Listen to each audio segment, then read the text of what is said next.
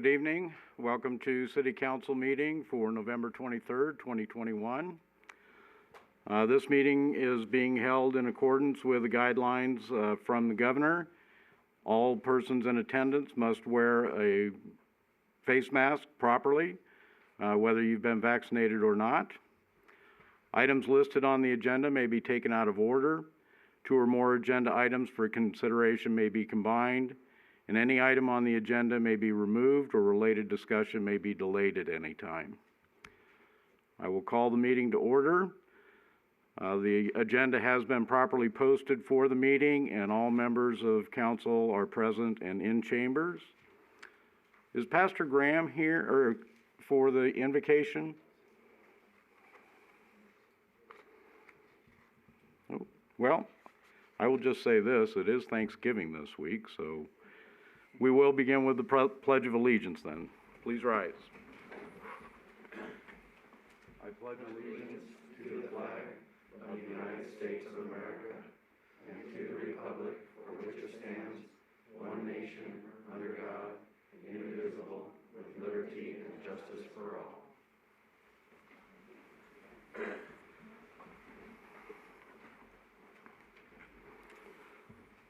It was on the agenda to have a swearing in. However, the officer that was going to be sworn in is busy right now and will not be available. We will do that in the very near future.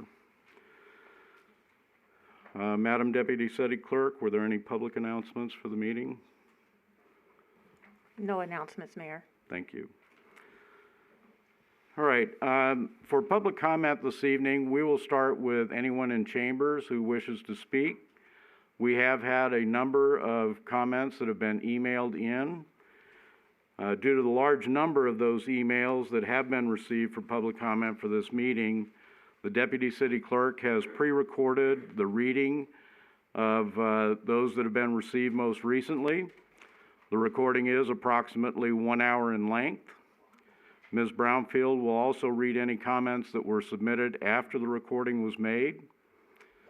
And some of you may be aware there were some comments submitted via email to the City Council meeting on November 9th that were not received due to technical issues with the email system. Those comments will also be read for this meeting, and copies have been included in the agenda packet. The minutes of the November 9th meeting have not yet been completed. The previous public comments will be included in those in those minutes for the November 9th meeting once those have been prepared. We'll open the public comment period. Again, each speaker will have up to 5 minutes to speak on an item on the agenda. We do ask, as always, people be civil and concise in their comments. Is there anyone present that would like to speak in the initial public comment period?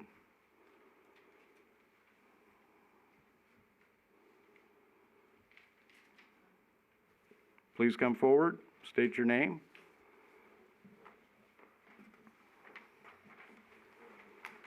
Thank you, Mayor McManus, members of council. My name is Kathleen McGarity. I reside here locally at 548 Terra Court, and our family are approximately 35-year Boulder City residents. I'm here for the first time to stand up and voice my experience about Tyson Smith and the Boulder City Family Mortuary here in Boulder City. It's come to my attention that they have encountered an obstacle in finding a building to expand in the main part of town that falls within the required zoning. I'm here to mention that our family has interacted with Mr. Smith and the mortuary, both for our mother and our father. Our mother passed 8.5 years, our father 3 years. I am here with my brother George III. It is hard for me to relay to you the quality that I encountered in working with the Smith family. I noted in the email that I sent to your attention, Mr. Mayor, today, that quite frankly, I feel that there usually is a bit of fear and sometimes misunderstanding and at best awkwardness when it comes to the mortuary experience. I myself felt this. at the time. And I just can't tell you, I can't quite explain the professionalism, the humanity, the compassion, and it has been a journey, the spiritual growth that the actions of Mr. Smith and his organization catalyzed for our family.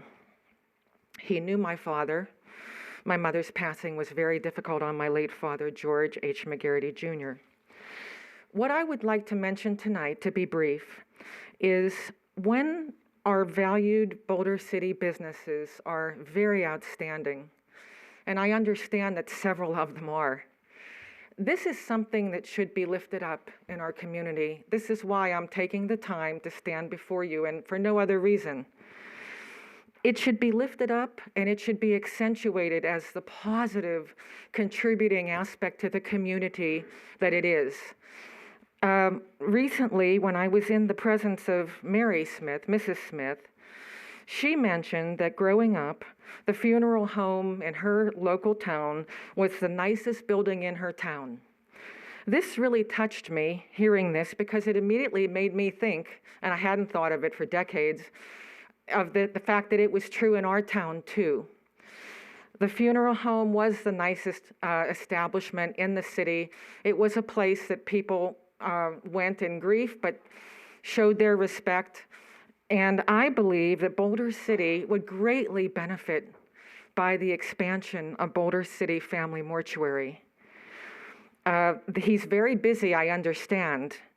And we simply wouldn't want the business in wanting to expand or whatever to ever consider locating to Henderson or any other place. They are very valued contributors to our culture and our economy. So I'm here to ask your favor that you would strongly consider extra effort in working as a local government to do what one can to accommodate the zoning challenge that exists and they're looking to expand. I would also just quickly like to mention that his pricing is so very affordable, and this has always set him apart from other funeral services. So much so that recently, when someone I know used another service, they made a point of asking me my opinion because, in all truth, they were gouged. The cost was higher, the service less personal and less professional. And so I thank you for your time, and I want to strongly urge you and ask your help to do everything that you can, that we as a community can address the zoning issue and enable this business to expand. They are such a light, such a positive contributing element to this community. And I know that perhaps if there are other Boulder City citizens watching, family members of veterans, it should be noted that in the business expansion, it is well, first of all, there will be no cremation on that site. So any concern about that, I believe, is not founded. That crematory is done in Henderson, so that won't happen on the site. And also, he's looking to expand and offer a beautiful memorial for loved ones at this site, a special room of honor, so to speak. He would be able to tell you about it better than I.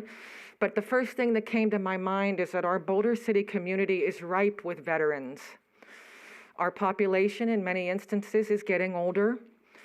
And I believe that if we could embrace this as a community, we would be so happy in a very short amount of time of the cultural joy and the economic growth that this enhanced, expanded business would offer this community.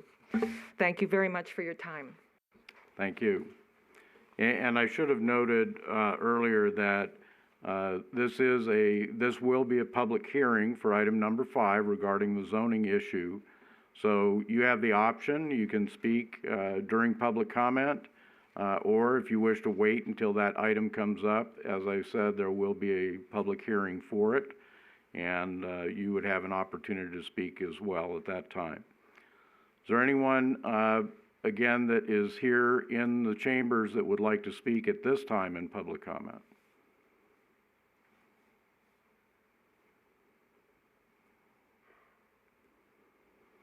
All right, we will, please come forward.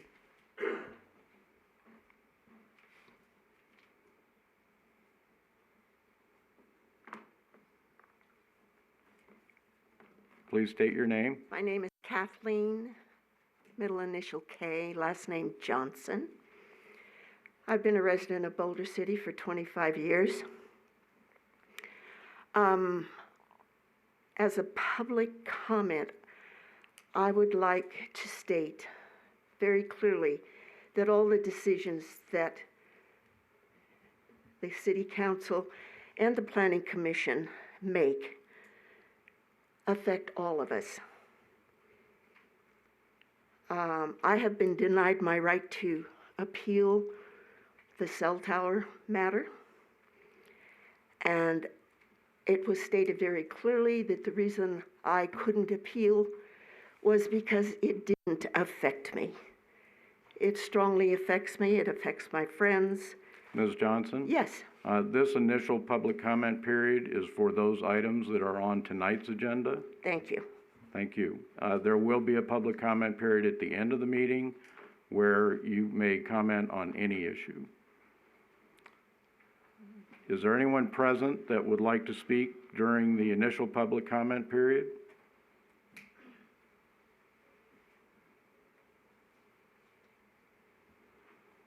All right.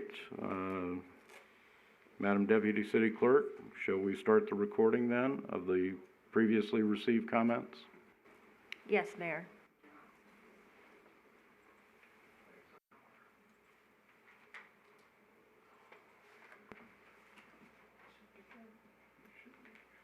The first 9 public comments were submitted for the 11/9/2021 City Council meeting.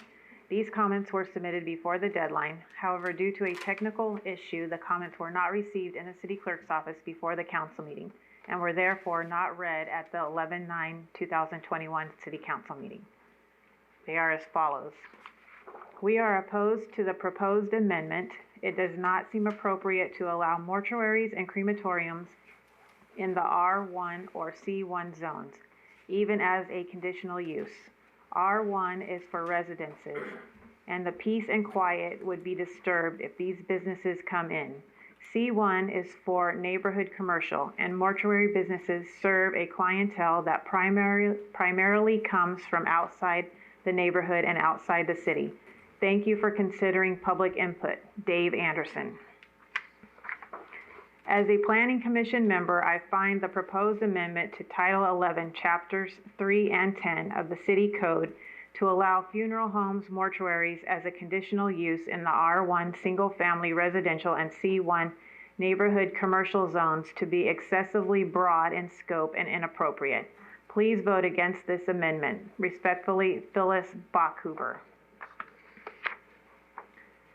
Ms. McKay, please read this as an open letter to the City Council meeting. I fully support Tyson Smith with his move to relocate his business, Boulder City Family Mortuary, to the vacant building at 1404 Colorado for the following reasons. The building located on 1404 Colorado has been vacant for many years. Vacant and abandoned properties are linked to increased rates of crime, particularly arson, and declining property values as much as 20%. The maintenance or demolition of vacant properties is a huge expense for many cities and the current owners of the property. It is critical to match strategies for combating vacancy to neighborhood market conditions. We need to help our local businesses to succeed and grow. To allow them to stay in Boulder City, let's help the business that has been unable to sell the building and the one that wants to move there and improve it for the betterment of all its citizens. We have lost many businesses during the last few years. We do not need to lose this very essential business. I know the council can find a solution to this issue and come together to help heal Boulder City. I posted the above message on a Facebook page a few days ago with overwhelming response from many prominent members of our fair city being in full support of doing what it takes to help relocate the business owned by the Smith family. Very few people wanted to change the zoning proposal at all. The current tally is already over 140 in favor of doing what it takes for the successful relocation of the mortuary, to only a few who are against helping our Boulder City business succeed. This is a small sample of many residents of Boulder City who want the City Council to help find a viable solution to this problem. Please listen to the many people, voters, who want our city to thrive in the upcoming years with all essential businesses that is managed by a local business owner with a wonderful family who supports our community in many ways. Thank you for your time, Teresa Beaver, aka Terry. From the case of Street versus Marshall, St. Louis, Missouri, 291 SW 494, involving location in a residential section of a funeral home in which no embalming was done and where funerals averaged only one a month. No amount of skill or tact can wholly eliminate from the undertaking business its constant reminders of death, the one thing from which the normal individual instinctively flees, whatever his religion or philosophy of life. To be compelled to live in a continuing atmosphere of death is intolerable. While the undertaking business is not only lawful but indispensable, there is no justification or excuse for its seeking out and establishing itself in localities devoted exclusively to homes where it not only materially detracts from the comfort and happiness of those who dwell there, but depreciates the value of their real estate as well. Equally forthright is the following from the decision of the Supreme Court of Minnesota in the case of St. Paul versus Kessler, 178 NW 17. We agree with the courts above to mention that the ordinary normal person cannot live next door to an undertaking establishment or funeral home where dead bodies are continuously carried in and out and are kept for longer or shorter periods without thereby being more or less deprived of the comfortable enjoyment of his home. The business then is such that it may be regarded as a private nuisance in resident districts. From Realtor.com, the funeral home, the drag 6.5%. Some people believe you get bad spiritual energy from living near a funeral home. Some just dislike the traffic caused by service workers and funeral attendees. And others fear that the smoke from the crematorium is toxic. But plenty of folks just find them seriously creepy and unpleasant constant reminder of our own mortality. Our analysis of property values near funeral homes listed on Legacy.com seems to confirm this stigma. Properties near funeral homes see a 6.5% drop in price compared to all homes in the same county. I oppose the amendment of Title 11, Chapters 3 and 10 of the City Code to allow funeral homes, mortuaries as a conditional use in the R1 single-family residential and C1 neighborhood commercial zones, AM-21-356. Edward Donat. I don't believe a funeral home or mortuary should be allowed a conditional use in the R1 single-family residential or the C1 neighborhood commercial zones, AM-21-356. The funeral homes and/or mortuaries are now allowed in the C2 commercial and CM commercial zones right now. I don't believe it would be appropriate to allow mortuaries and/or funeral homes in these zoning areas. There are already two zones where funeral homes and mortuaries are allowed in Boulder City in the C2 commercial and CM's commercial zones right now. Lois Donat. Neighbors, I imagine it is 7 a.m. on a Saturday morning and you are sitting on your front porch taking in the cool fall breeze while sipping a cup of coffee. You look across the neighborhood and appreciate the trees, birds, and families for their morning walk. What if we could flip the narrative? Now imagine the same neighborhood, but this time your streets is full of cars and people, many of which you do not even know. You sip on your morning coffee while cleaning up the trash left behind by careless people from last night's service. The hum of cars continues through the morning and mourners exit the vehicle and enter the house across the street for the morning service. The hearse, which makes its appearance several times a day, pulls up and blocks your driveway as a crew removes the casket of the recently deceased. The same song you have heard 100 times before blasts from the house across the street, and an hour later a flood of mourners exit out, start their vehicles, and drive back to where they came from. As a resident, this is not something I would imagine in my neighborhood, but if the city council allows for mortuaries to be placed in R1 and C1 zones, this could be very well be the reality. If you allow this exception, we are opening our neighborhoods to similar businesses, granted they are afforded a business license. I, for one, would not want to witness a funeral day in and day out while at home. It's a little depressing. I ask them that the members of City Council deny this request and work with Mr. Smith on finding a more suitable location away from residential areas to expand his business. Anthony Freese. I am totally opposed to regular agenda item 3. It will allow mortuaries in any area of Boulder City. It could be a local mortuary or one of the big mortuaries in Las Vegas. They are not appropriate in R1 and C1 areas. They will increase traffic and decrease property values. They should be limited to property zone commercial areas that can easily serve the 2 local cemeteries. Francis Meyer. Dear Mayor and City Council members, I am submitting this comment form because I will be out of state and cannot appear in person.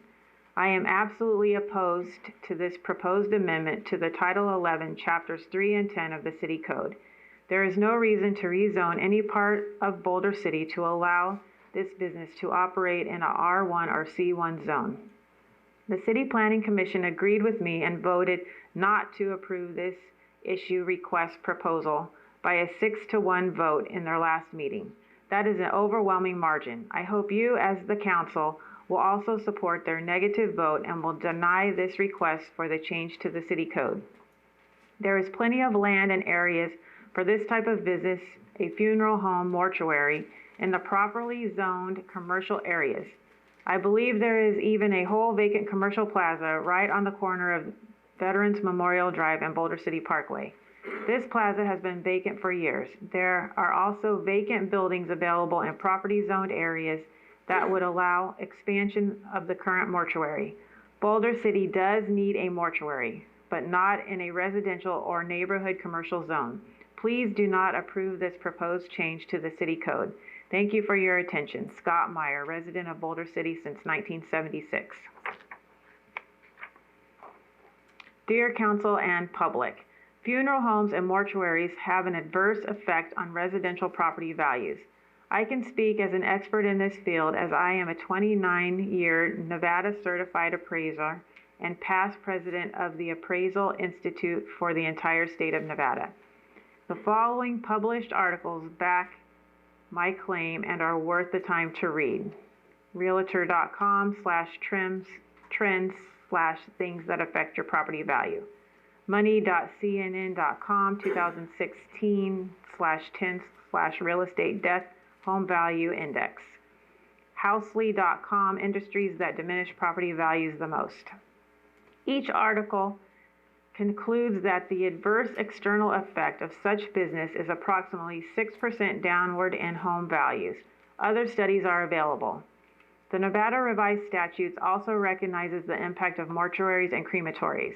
NRS 451.635B notes the rules for crematories. In all Nevada cities of greater than 60,000 persons, crematories cannot exist with 1,500 feet from the boundary line of any parcel zoned for residential use. Boulder City is less than 60,000 persons. NRS 451.645(1) notes a cemetery or funeral home may erect or conduct a crematory if licensed as the operator. And 2 notes a crematory may be erected on or adjacent to the premise of a cemetery or funeral establishment if the location is zoned for commercial or industrial use, or at any other location where the local zoning permits. So if a mortuary is allowed in residential zoning, a crematory is allowed by default. In summary, the changing of zoning laws to allow mortuaries has proven adverse impact on surrounding residential properties. Zoning laws are in place for a reason. If Boulder City were larger than 60,000 people, we would not even be having this discussion. To change citywide zoning laws for the benefit of one person appears to be the less than honorable response. Please consider asking the applicant to find a more suitable location, not in the historic district, as has been discussed. Vacant lots along Industrial Road might be more suitable. Britt West. The following comments have been submitted for tonight's meeting, 11/23/2021. Dear Council and Public, funeral homes and mortuaries have an adverse effect on residential property values. I can speak as an expert in the field as I am a 29-year Nevada certified appraiser and past president of the Appraisal Institute for the entire state of Nevada. The following published articles back my claim and are worth the time to read. www.realtor.com/news/trends/things that affect your property value. Money.cnn.com 2016/2/10 Real Estate Death Home Value Index. Housely.com/industries that diminish property values the most. Each article concludes that the adverse external effect of such business is approximately 6% downward in home values. Other studies are available. The Nevada Revised Statutes also recognizes the impact of mortuaries and crematories. NRS 451.635B notes the rules for crematories. In all Nevada cities of greater than 60,000 persons, crematories cannot exist within 1,500 feet from the boundary line of any parcel zoned for residential use. Boulder City is less than 60,000 persons. NRS 451.645(1) notes a cemetery or funeral home may erect or conduct a crematory if licensed as the operator. And 2 notes a crematory may be erected on or adjacent to the premise of a cemetery or funeral establishment if the location is zoned for commercial or industrial use, or at any other location where the local zoning permits. So if a mortuary is allowed in residential zoning, a crematory is allowed by default. In summary, the changing of zoning laws to allow mortuaries has proven adverse impact on surrounding residential properties. Zoning laws are in place for a reason. If Boulder City were larger than 60,000 people, we would not even be having this discussion. To change citywide zoning laws for the benefit of one person appears to be less than honorable response. Please consider asking the applicant to find a more suitable location, not in the historic district, as has been discussed. Vacant lots along Industrial Road might be more suitable. Britt West. We are in total opposition to this zoning amendment. We live on Birch Street and the traffic alone would impact us negatively. No one can guarantee that a crematorium would be out of the possibility. Please don't change our neighborhoods. Gloria Aceves.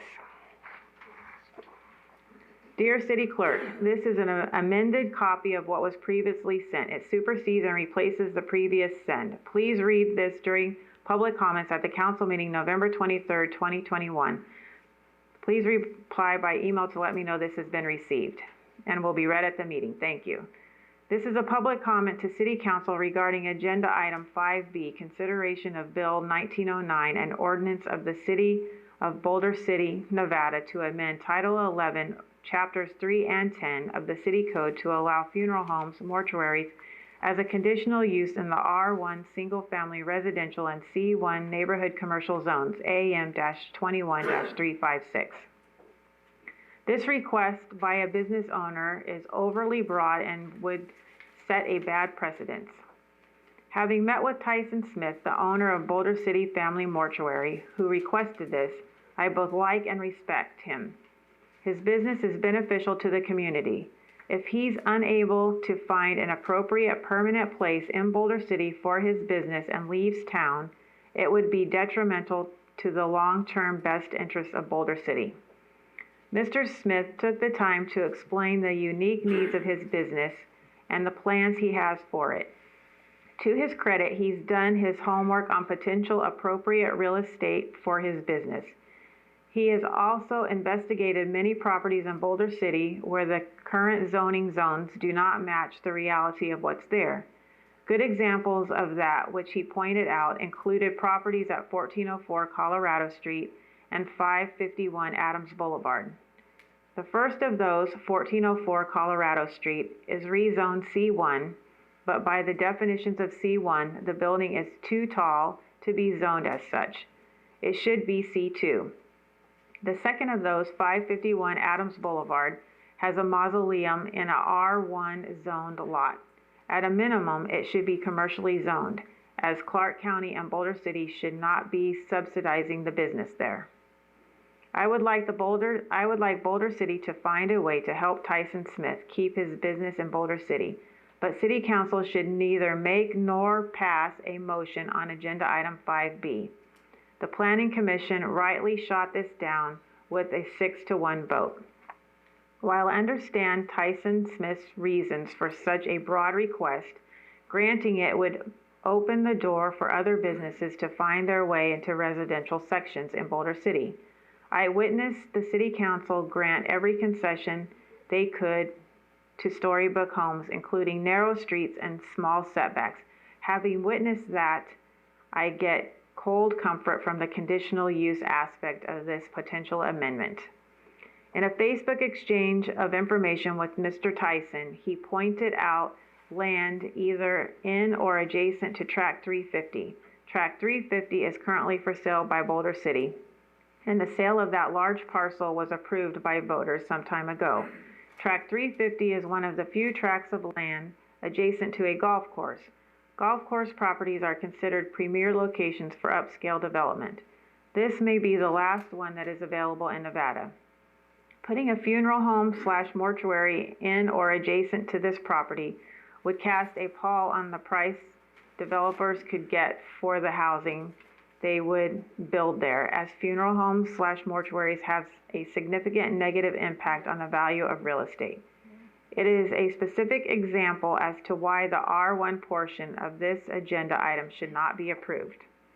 I am concerned that sections of town that are now in HOAs would have to welcome businesses in them despite the CC&Rs, as federal, state, and city laws outweigh the rules of any homeowners association. This could lead to costly and easily avoidable litigation. Finding a way to help Tyson Smith keep Boulder City Family Mortuary in Boulder City by granting specific variances or by rezoning specific properties that are currently inaccurately zoned would be the best way to achieve that objective. Granting this overly broad change to residential zoning regulations could have far-reaching unintended negative consequences and should be soundly rejected. Thank you. Ainsworth Hunt. My name is Daniel Benishek. I'd like to voice my opposition to Bill 1909, which proposes a change to Boulder City's R1 and C1 zoning codes. This item is scheduled for the November 23rd City Council meeting. These are my reasons for opposing any changes to Boulder City's R1 or C1 codes. When I bought my home in Boulder City's historic district 20 years ago, I did so with intention. I love the quiet, slow-paced, small-town feel of the neighborhood. The fact that my house would be in a true residential area was a major factor in my decision to move to Boulder City. Boulder City at present has R1 and C1 zonings that we, the residents of Boulder City, want to have preserved. There are other preferred options to rezoning our historic residential neighborhood to allow for funeral home / mortuary steps away from our homes. We elected you, our council, to represent our interests and to make historic preservation a top priority. Please do the job we elected you to do and oppose any conditional changes in the R1 and C1 codes. Sincerely, Daniel Benishek, Boulder City homeowner and resident. Hello, my family and I, residents of Boulder City, will like to say no mortuary funeral homes in R1 residential or C1 commercial residential zones. Thank you. Sincerely, Carrie Callahan. Hello, I am writing to support item 5 on the City Council agenda. We are at risk of losing our local mortuary due to a lack of available space in appropriate areas to house a funeral home. There are buildings that would be totally appropriate, like the property at 1404 Colorado Street, that is actually further from homes than where the Boulder City Family Mortuary is currently located. If the owner of the property on Colorado is unable to try and request a zoning change, this is the only appropriate solution. Some have proposed a funeral home be located within the industrial area of town. This is completely inappropriate and not the environment I would want to have to drive through to attend a funeral service. My family is originally from Wisconsin, and I have had to lay to rest both of my parents there. In the Midwest, especially in small towns, the funeral home is part of the community and are located within residential areas. We use Casey's Funeral Home in Cuba City, Wisconsin. www.caseymcnet.com. If you look at their location, see the attached satellite image, you can see that it's within the residential area. Funeral homes are supposed to be a part of the community, not on the outside. As anyone that would be interested in moving a funeral home into the area would still need to get approval even with the zoning amendment. I see no reason why this change is not appropriate, as everything still has to be approved on a case-by-case basis. Thank you, Alan Calvert, Boulder City resident since 2007. I fully support Tyson Smith and his request to change the zoning on Colorado Street in order to open a new and larger facility.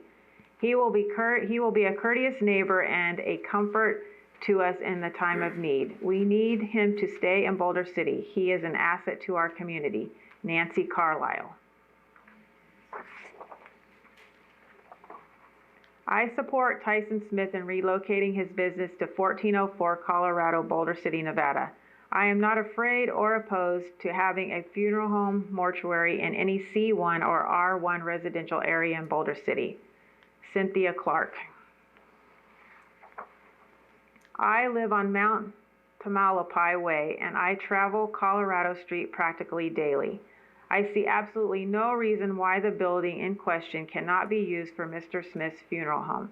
He needs to expand his business to remain in Boulder City and provide much needed service.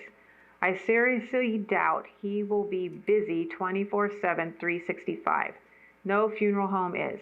And nowadays, when there are funeral visitation hours, yes, there will be an increase of traffic, but not hundreds of cars or people. As far as the rezoning, I doubt it will open the floodgates for many other companies to open in residential areas. In my hometown of North Tonawanda, New York, Walmart proposed a supercenter.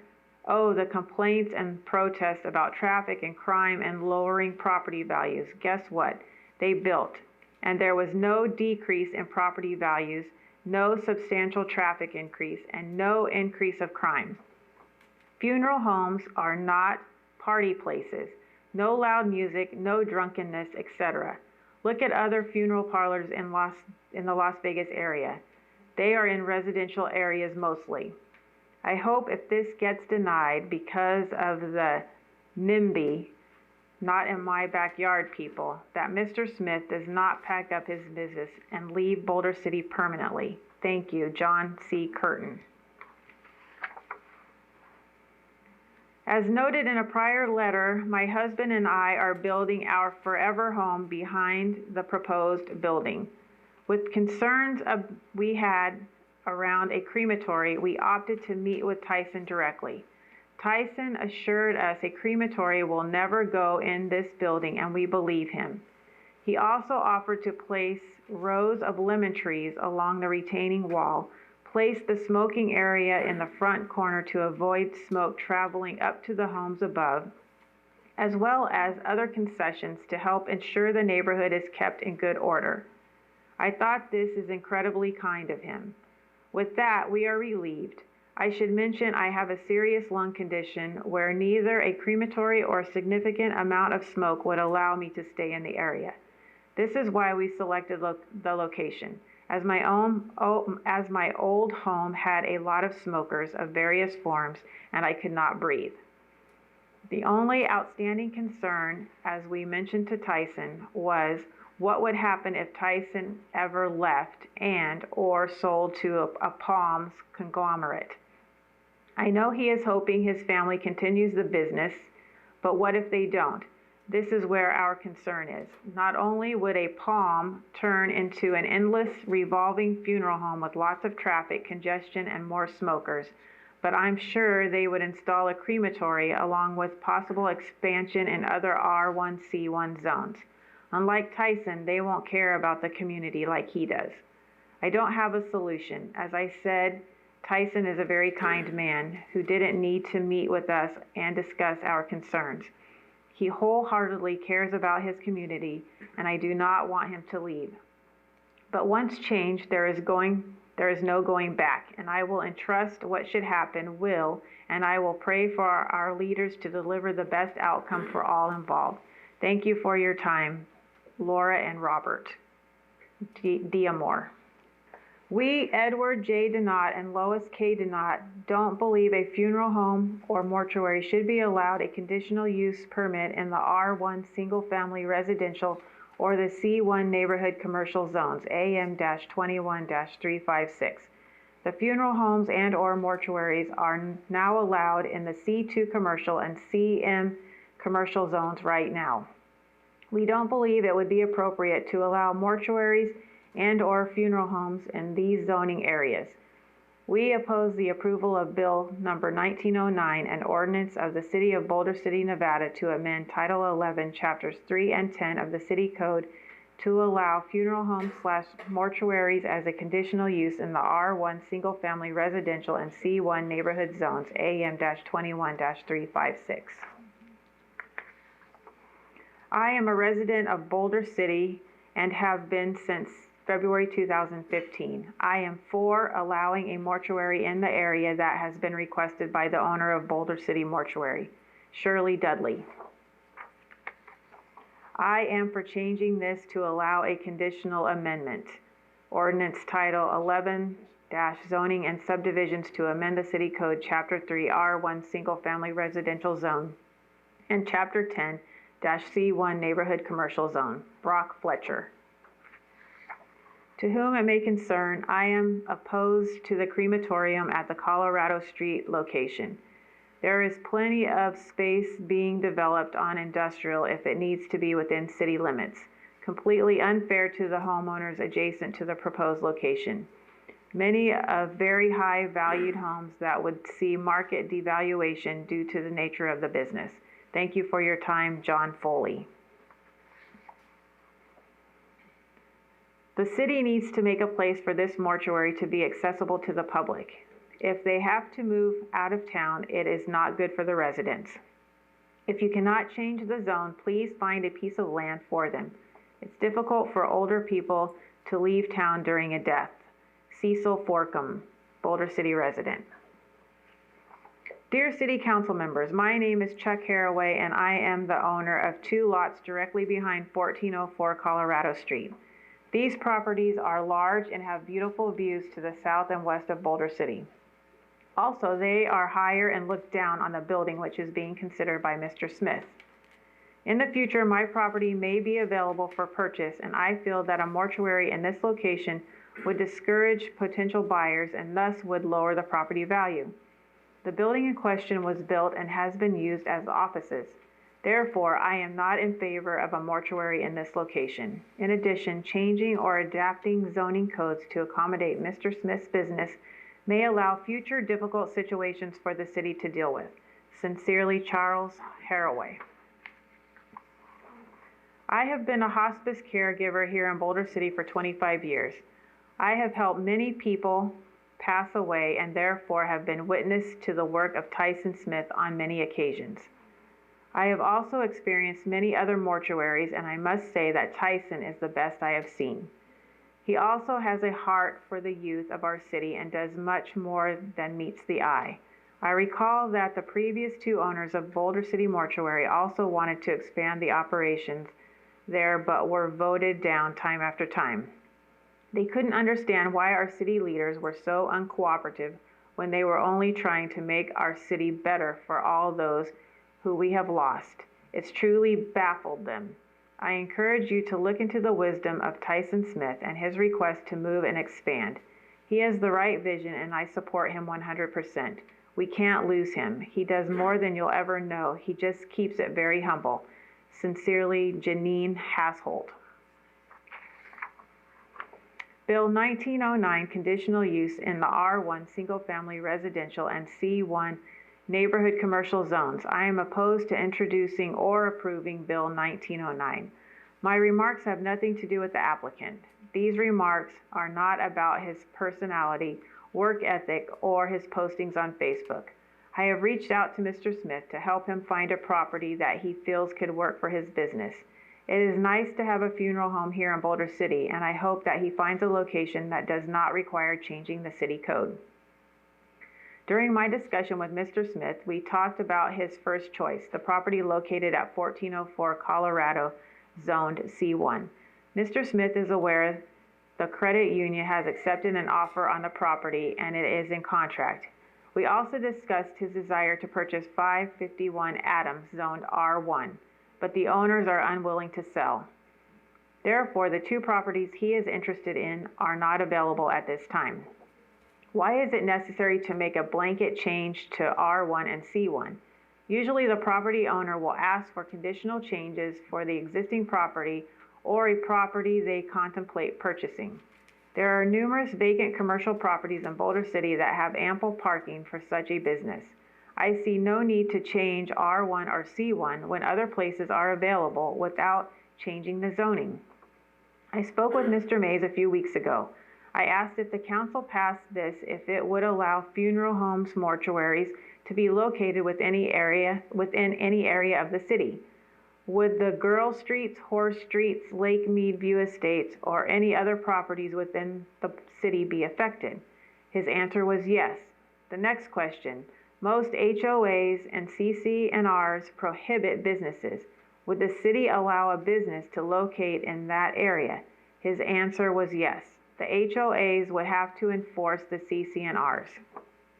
As a former president of an HOA for 16 years, this amendment would be a massive hurdle for all HOAs. Controversies such as this require the Nevada Real Estate Division to become involved in hundreds of thousands of dollars expended with litigation which could bankrupt the association.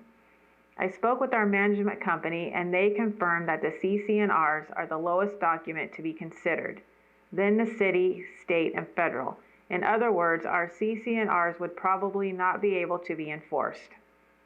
For the city to be transparent in making such a profound change to zoning, especially in residential areas, the city should have posted this change in the local papers. The city should have notified property owners of the proposed changes. This change affects all of Boulder City, especially the R1 properties. It affects all members of this city council. I cannot emphasize enough the importance of this proposed bill and the severity of this decision. It is probably one of the most crucial decisions this council will make. Changing the zoning for R1 to allow a business with a residential area is not acceptable. What's to keep other companies from wanting to locate in residential areas as well? Can we discriminate and not allow others? I urge the council not to introduce or approve Bill 1909. Judith Hoskins. I am opposed to Bill 1909 for the following reasons. Bill 1909, the proposal in question, has no property address or parcel number. It is a blanket change to all C1 neighborhood commercial zones and R1 single-family residential zones to allow funeral homes/mortuaries as a conditional use. At the last council meeting, Councilmember Fox introduced Bill 1909. Later, I watched a 45-minute video on Facebook by Mr. Tyson Smith showing his plans for using every inch of 1404 Colorado Street for a funeral home/mortuary. The credit union, the owner of this building, states there is a contract for the purchase of this building and it should close at the end of the month. What reassurance does Mr. Smith have that he will be the occupant of this building? How can one business person change a code that can impact 15,000 plus residents without a vote by the residents, which we know would never pass? Mr. Smith's proposal for funeral homes/mortuaries have been presented to the Planning Commission and/or the City Council at least 6 times. counting this meeting. Each time the residents have adamantly opposed the proposal. How much more do these residents have to endure? I can only imagine the stress and anguish over this constant harassment.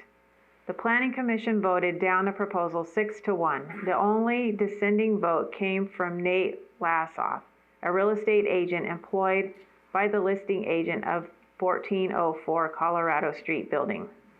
Bill 1909 is coming before council tonight because Councilmember Fox introduced it at the last council meeting, even after listening to residents for 50 minutes opposing Bill 1909. Why is he so passionate about this proposal when he is aware that residents are adamantly against it? Is Councilmember Fox's father still a commercial real estate agent for the listing agent for the property located at 1404 Colorado Street? If so, should council members recuse themselves from participating in voting for items that they or their family may benefit from? No business person, no realtor, no council member, or their respective family should be able to profit from the pain and anguish inflicted on the residents near 1404 Colorado Street, Boulder City's historic neighborhood. This proposal gets more shocking and unacceptable each time it is submitted. Bill 1909, as written, affects all of Boulder City. Do we need to open a door that we may not be able to close? If so, then we are no different from Las Vegas, North Las Vegas, or Henderson if we do. You, the city council members, have heard the concerns loud and clear. The campaign slogans of all of you indicated that you care for the residents and want to listen to them. Now is your chance to show that you heard them. Vote no on this proposal. Please do the right thing and end the anguish felt by the majority of the residents of Boulder City who voted for you to protect them from issues such as this proposal. Mary Hoskins. Dear Ms. McKay, as a homeowner on Denver Street near the proposed mortuary/funeral home on Colorado Street, I felt compelled to write commentary for the upcoming City Council meeting on 11/23/21 regarding Bill 1909. I have copied the commentary here for your consideration. I strongly oppose the amendment of R1C1 zoning as contained in Bill 1909 to allow for the operation of a proposed funeral home and mortuary near the intersections of Denver, Ash, and Colorado streets, for the simple reason that it is a well-documented fact that the presence of such a facility in a residential setting lowers the nearby residential property values significantly. To quote Realtor.com, for example, analysis of property values near funeral homes listed on Legacy.com seems to confirm the stigma. Properties near a funeral home see a 6.5% drop in price compared to all homes in the same county. While light commercial usage such as B's business mail service is appropriate, this modification to zoning will impact many residents in the near vicinity, lowering their property values. It would be irresponsible to not consider this impact on residents. Moreover, this modification would reflect an attitude on the city's behalf that it really does not actually care about the historic district. I respectfully submit that such a proposed business as a mortuary should be located in a pure commercial zone and not be shoehorned into a residential zone where many residents and citizens of Boulder City will be forced to take a significant financial hit. Respectfully, John Jefferson. Footnote, www.realtor.com/news/trends, things that affect our property value. Hello, City Clerk McKay. Would you kindly read my comment during open public comments at the next City Council meeting on November 23rd regarding the zoning changes? Regarding Bill 1909, rezoning of R1 or C1. My name is Tracy Califate, and I'd like to express my love of the historic preservation and zoning that the council has been elected to help preserve and protect for the residents and business owners. I am opposed of any changes that might endanger historic preservation or the motto, Clean Green Boulder City. Please consider what Boulder City stands for, what you were elected for, and what makes our little town so unique and special. Thank you for your time. Respectfully submitted, Tracy Califate. To the City Council and all others, this may include This email is to make known as a Boulder City resident, I am in favor of allowing rezoning at the property located at 1404 Colorado, thus allowing Tyson Smith and Boulder City Mortuary to be able to purchase the said property. Tyson Smith and his family are outstanding citizens of our community, going above and beyond. Thank you for your time, Carrie Keaton. I am a homeowner at 430 Ash Street here in Boulder City and fully support Tyson Smith turning the building on Colorado Street into a mortuary. Tyson and his family are very professional and genuinely care about our community. Jennifer Lynch. I strongly oppose the City Council meeting, November 23rd, 2021, regular agenda item 5. It is totally inappropriate for a mortuary/cemetery to be in a residential R1C1 area. It will increase traffic and decrease property values. It opens the possibility of a crematoria less than 150 yards from my house. It would also allow other mortuaries to come into Boulder City and open their facilities in other residential areas. The presence of the Veterans Memorial Cemetery in Boulder City makes Boulder City a desirable location for another mortuary. There are other locations in properly zoned areas that are more suitable for this type of business. Thank you for listening to my opposition to this change in the zoning rules. Francis Meyer. Dear council members, I am absolutely opposed to approval of this agenda item or permitting any kind of mortuary or funeral home in or near any residential district in Boulder City. Please vote against these proposed changes. Here are some reasons. 1, the Planning Commission vote on this subject was overwhelmingly against it by a margin of 6 no to 1 yay. 2, several real estate studies available online show that inserting a mausoleum and/or crematory into a residential area will lower property values by about 6.5%. It may be more in a designated historic district such as this part of Colorado Street. 3, while Mr. Smith says he won't put a crematorium in the building, what is to say that if a different mortuary business purchases the facility in the future, that they won't put a crematorium? 4, there are more sufficient areas for this type of business in the already properly zoned sections of Boulder City. For example, the old Vaughn/milk processing building on the corner of Nevada Highway and Buchanan, which also has lots more parking available and has easy access to both cemeteries in town. 5, this business would be in the historic district, where a lot of effort has been made to keep it historic for tourists and locals to walk and enjoy. I don't believe the business would be a positive tourist attraction, especially for pedestrians visiting Reflections Park and the nearby residential area. Since 1976, we have owned our home in a historic house as designated by the Department of Interior. It is less than 150 yards from 1404 Colorado Street, the proposed location for this mausoleum. Again, please vote no on this issue. Do not approve it. Thank you, Scott Meyer. This email is my feedback regarding Bill 1909 that will amend C1 Commercial and R1 Residential City Code to include a conditional use permit for mortuaries and funeral homes within these two zones. I would like to go on record that I fully support the passage of this bill that will allow a local business owner to expand their business in town and continue to offer needed services. Sincerely, Denise Michaels.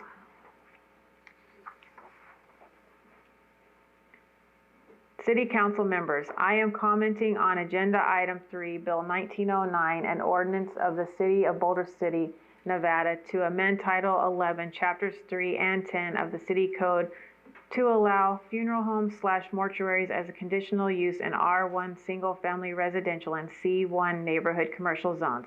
I am opposed to this change. At the November 9, 2021 City Council meeting, Councilperson Fox introduced this bill. This was after many residents voiced opposition to this change in zoning. The opposition to the proposed code amendment was overwhelming, as has been pointed out by the numerous other residents, funeral homes adversely impact property values. Our residents do not want to live next to a funeral home. There are many business areas in Boulder City for this business. I do not think zoning codes should be changed to benefit one business. Please vote no to this change. Thank you. Sharon Newby. I am writing today to show my support for Tyson moving to the new location to keep his business here in Boulder. This is a vital need for our community. He is able to keep pricing affordable and honor those who are a part of our community. Thank you, Katie Parrish. Bill 1909, Conditional Use of Mortuaries in R1 and C1 neighborhood. I am against changing Boulder City zoning laws to allow the conditional use of mortuaries in a R1 or C1 neighborhood, i.e. at 1404 Colorado Street. This will have the immediate effect of decreasing the property values of residential properties in that neighborhood by at least 6.2%. Please refer to the minutes of the Planning Commission for reference. It will also significantly increase the traffic on Colorado, Ash, and Railroad Avenue. This is the third attempt to change the zoning statutes to force the sale of the Colorado property to establish a mortuary for the benefit of one individual. This person has threatened to leave Boulder City if he does not get this building. This does not make sense since he claims his business is booming. There are many real estate experts in Boulder City that can help him look for an alternative site. He also has the option of buying a lot and building his own mortuary in a properly zoned area. Since he has submitted, at least at the last Planning Commission meeting, that he could no longer handle the volume of funerals in Boulder City, why doesn't the city actively recruit Palm Mortuary to establish a branch here or advertise for more morticians? Who knew that Boulder City has become the funeral hub of Southern Nevada? The City Council was elected by all citizens to protect and defend their property rights and values against the tyranny of a few special interests. I hope they remember this when they vote. Barbara Powellett. Mr. Mayor and City Council members, thank you for allowing me to comment on Bill 1909, an ordinance of the City of Boulder City, Nevada to amend Title 11, Chapters 3 and 10 of the City Code to allow funeral homes, mortuaries as a conditional use in the R1 single-family residential and C1 neighborhood commercial zones. My name is Elizabeth Powell. I live at 417 Birch Street in the historic district close to the property in question for the proposed zoning change. As much as I appreciate Mr. Smith's need for more room for his important business, I do not believe it is in the city's interest to rezone R1 or C1 zoning just to suit a single business owner in town.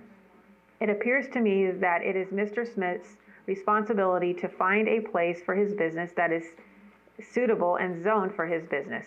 It is not the city's responsibility to change zoning to accommodate him, nor does it seem reasonable to change zoning that might allow for other businesses to move into a residential zone. It is apparently well known that mortuaries in residential areas decrease property values in those areas. I understand that Mr. Smith does not feel that a place on Industrial Road is suitable for his business because it is not suitable for funerals. Why not? Cannot Mr. Smith build a beautiful garden or beautiful auditorium near his mortuary that would be more suitable and comfortable for his grieving families? I remember when my parents died, the funeral home, which was quite away from town center, had a lovely auditorium and garden in which they allowed memorials to be held. If we wanted to honor our loved ones, we would not ask how far out of town it was or how nice it was. We went and paid our respects. Therefore, I do not believe that the argument that a place on Industrial Road or other place out of the historic district and properly zoned for this business is unsuitable. I do not see the need to change zoning for this business. It is not the city's responsibility to give Mr. Smith what he wants for his business and not to any other business in town that might want to relocate into a residential area. I see no need for this zoning change, nor do I think it benefits Boulder City, nor the historic district in which I live, neither now for Mr. Smith nor in the future. Thank you. Elizabeth Powell. Hello, we are opposing a mortuary on the property of Colorado Street. This is in the historical district and we feel not an appropriate place for a mortuary. We do not want the extra traffic in our neighborhood. What next, a crematorium in our backyards? With all the industrial property in Boulder City, why this property? With 90 to 95% of the neighbors opposing this, why is this still up for discussion? Please ask the ones who support this if they live within the vicinity of the building. At one of the city council meetings, I heard Tyson Smith say how he works long hours. What about all the homeowners in this area that have worked long hours to make mortgage payments? It's a possibility we would not have purchased our homes if we knew the property on Colorado Street was a mortuary. We believe this will decrease our home values. Please represent the majority of the homeowners in this area and oppose this zoning ordinance. Thank you, Sandy Pregler. Dear City Council members, on November 23, 2021, you will vote on Agenda Item 5, matters pertaining to funeral homes/mortuaries as proposed by Tyson Smith. This agenda item is too broad in that it is asking to change the city code to allow funeral homes/mortuaries in all R1 zones. I would ask that you please vote no on this agenda item and instead offer a new agenda item that zones properly the address at 1404 Colorado Street and 551 Adams, and any other properties that are miszoned. Currently, there are several addresses throughout our city that have been built with conditional use variances that have created issues as we progress through time. If we can fix these past issues and focus our energies in properly building up our correctly zoned commercial and business districts, I feel we will help build a better community. Mr. Smith claims there are no current locations for him to expand his business, so is looking to go into this residential area. I feel if you vote yes, this will not only allow his business to go into the residential neighborhoods, but open the door for other businesses to expand into residential zoned areas, creating havoc with our master plan. There has to be a better option. Rezoning all R1 cannot be the only way. Please look at the bigger picture for our community and how it will look not just for your term, but for the future of our community. Thank you, Laura Pizer. I would like to express my disagreeing with the proposed ordinance change to amend City Code Chapter 3 R1 Single Family Residential Zone and Chapter 10 C1 Neighborhood Commercial Zone to allow funeral homes/mortuaries as a conditional use in either of these zones. I am a 37-year resident of Boulder City, and I would ask the City Council to vote no on this proposed zoning change. Al Shirley. I am for changing Nevada Code of Ordinances /Title 11 Zoning and Subdivisions to amend the City Code Chapter 3 R1 Single Family Residential Zone and Chapter 10 C1 Neighborhood Commercial Zone to allow funeral homes/mortuaries as a conditional use in the R1 Single Family Residential and C1 Neighborhood Commercial Zones, AM-21-356. Let this change go forward. We need a full functioning funeral home in Boulder City. Virginia Taylor. Strongly opposed to proposed Bill 1909. Good evening, Mayor and City Council members. In consideration of proposed Bill 1909, an ordinance of the City of Boulder City, Nevada to amend Title 11, Chapters 3 and 10 of the City Code to allow funeral homes/mortuaries as a conditional use in the R1 Single Family Residential and C1 Neighborhood Commercial Zones, AM-21-356. We share our opposition to the proposed Bill 1909 amending Title 11. We enjoy our historic home with adjacent neighborhoods and parks. For the council to allow this amendment to R1 and C1 zones, allowing funeral homes, mortuaries, crematoriums, and residential neighborhoods would only have a negative impact on all residents of our city. Boulder City's historical district, residential neighborhoods, and quality of life would be damaged. Furthermore, we request that you honor the Planning Commission's decision that denied the conditional use in the residential neighborhood. Thank you for your time and attention to our concerns. Our regards, Mary and John Wiles.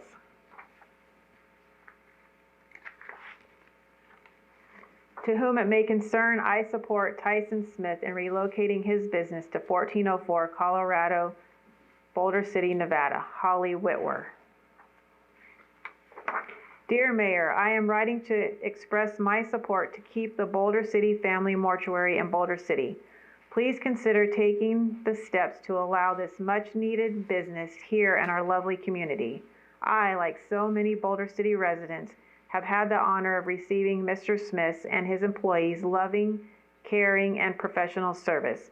This community is blessed to have mortuary, funeral, crematory service locally. I can't express how much I trusted that they would take care of my deceased husband at his passing. I know that Mr. Smith truly cares about those that are entrusted to him at a time when families are going through devastating losses. Please keep Boulder City Family Mortuary in Boulder City. Thank you, Carol B. Bradley.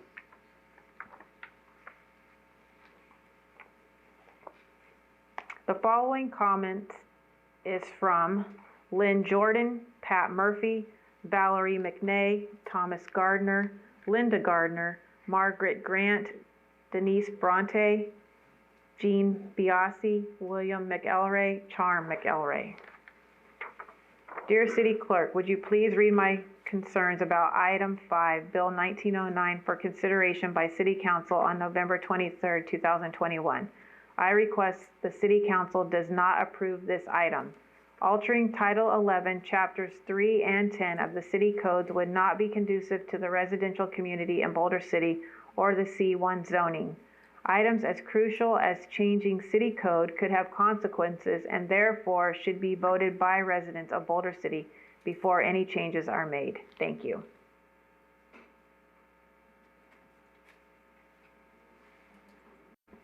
I want to thank Deputy City Clerk Stacy Woodbridge for an outstanding effort there.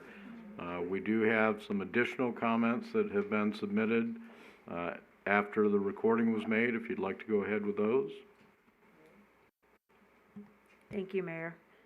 Please reconsider the zone change for Tyson Smith and Boulder City Family Mortuary. I am in 100% agreement that he should be allowed to move into the building on Colorado Street. We all are going to need his services someday, and to have such a kind, compassionate, professional man in our community is a real blessing in our time of need. Thanks for your consideration, Norma Barth. I am opposed to the idea of allowing funeral homes in the R1 and C1 zones.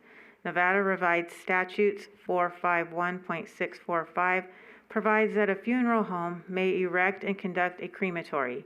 It is not appropriate to conduct cremations in close proximity to residential neighborhoods. Nevada Revised Statutes 451.6353 recognizes that crematoriums should be separated from residential neighborhoods. It establishes a standard that crematoriums should be located at least 1,500 feet away from any residential zone property. The provision applies only in incorporated cities with a population of 60,000 or more. Boulder City, of course, does not have a population greater than 60,000. But Boulder City residents should be protected by a similar standard through the actions of the City Council. The property at 1404 Colorado Street, which is under consideration as a funeral home, abuts Denver Street on its northeast side. This portion of Denver Street is where it angles upwards at the end. Denver Street is a residential street, and there are residential lots both immediately adjacent to the Colorado Street property and directly across Denver Street from it. Certainly, there is much less separation than 1,500 feet. My own residence is about 150 steps from the northeast edge of the Colorado Street property, and there are at least 4 residences closer to it than that. We want to retain our quality of life, including our air quality. Please oppose this amendment. Thank you for your consideration, David Anderson. The building located on 1404 Colorado has been vacant for many years. Vacant and abandoned properties are linked to increased rates of crime, particularly arson, and declining property values as much as 20%. The maintenance or demolition of vacant properties is a huge expense for many cities and the current owners of the property. It is critical to match strategies for combating vacancy to neighborhood market conditions. We need to help our local businesses to succeed and grow, to allow them to stay in Boulder City. Let's help the business that has been unable to sell the building and the one that wants to move there and improve it for the betterment of all its citizens. We have lost many businesses during the last few years. We do not need to lose this very essential business. I know the council can find a solution to this issue and come together to help heal Boulder City. I posted this message on a Facebook page a few days ago with overwhelming response from many prominent members of our fair city being in full support of doing what it takes to help relocate the business owned by the Smith family. Very few people wanted to change the zoning proposal at all. The current tally is already over 140 in favor of doing what it takes for the successful relocation of the mortuary, to only 3 or 4 people who are against helping our Boulder City businesses succeed. This is a small sample of the many residents of Boulder City who want the City Council to help find a viable solution to this problem.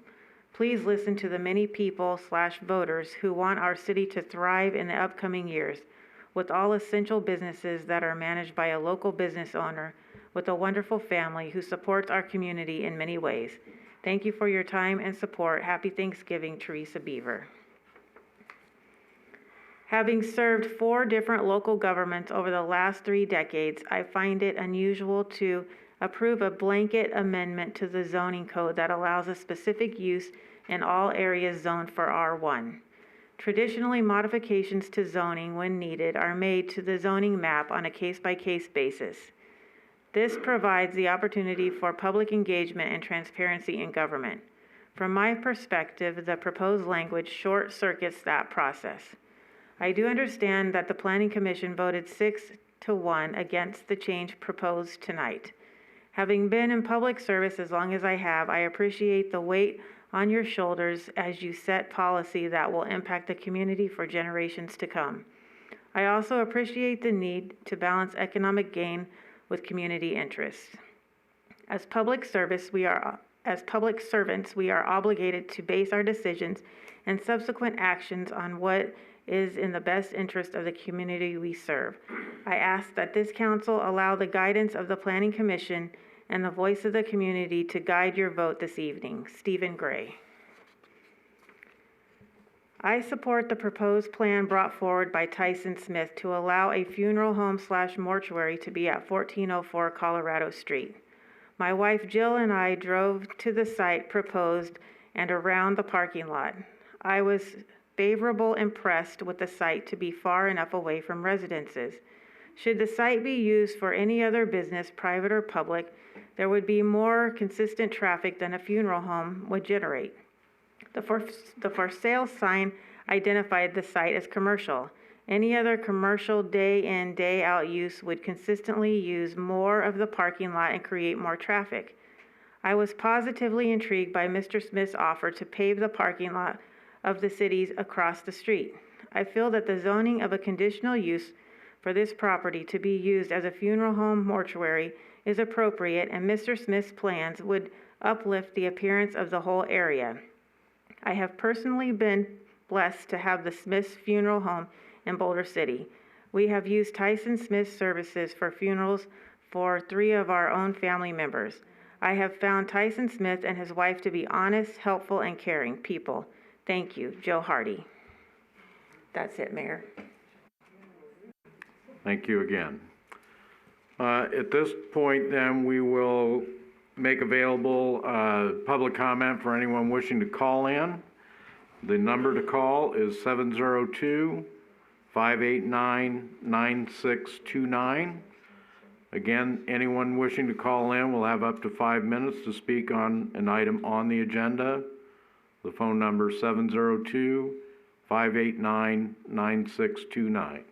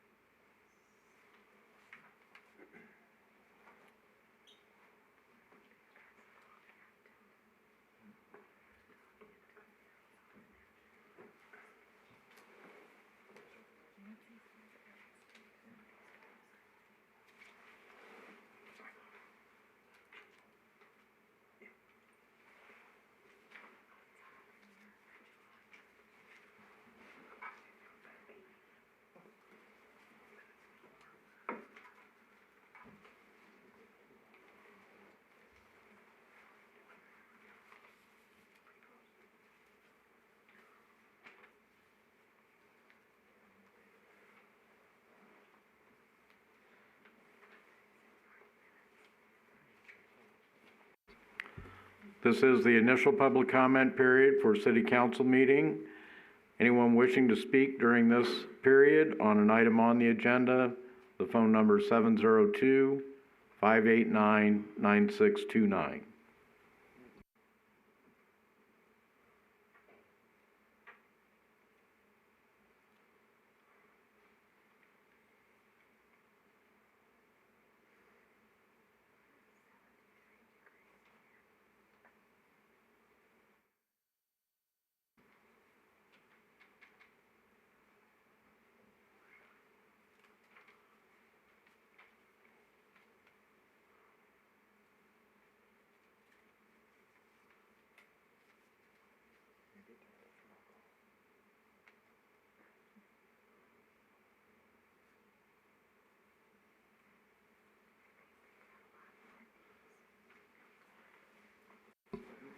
All right, we'll have one more opportunity if there is anyone here present that would like to speak during this period of time.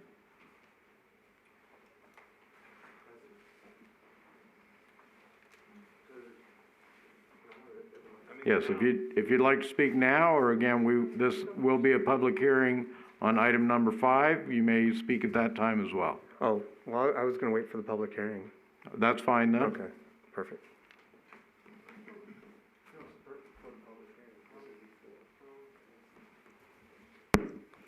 Good evening. Should I take this off? It's up to you. We will let you do it while you're speaking. Yeah, okay. I'm commenting regarding agenda item number 5, which is Tyson Smith's proposal to allow funeral homes and mortuaries. If you could give us your name, please. Leslie Woodbury. Thank you. As a conditional use in R1 single-family residential and C1 neighborhood commercial zones. First, this is not an all-or-nothing agenda item. C1 zoning is significantly different than R1 zoning.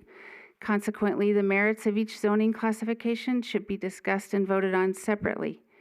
The proposed use could very well be appropriate in one zone and not the other. Next, and more importantly, this is supposed to be a public hearing, not a political issue, or worse yet, a platform for personal vendettas. The item's proponent, Tyson Smith, is entitled to a fair and impartial hearing, where the judges, in this case the city council members, have no preconceived agendas or prejudices or personal biases. Earlier this month, however, the mayor used the press in a clear attempt to poison the well against Mr. Smith in advance of the hearing, accusing him of trying to force through undesired locations that are only in the best interest of his bank account, not the interests of the public. Inflammatory statements such as these not only call into question the integrity of the process, but also prejudice the public and other council members who are supposed to be impartial.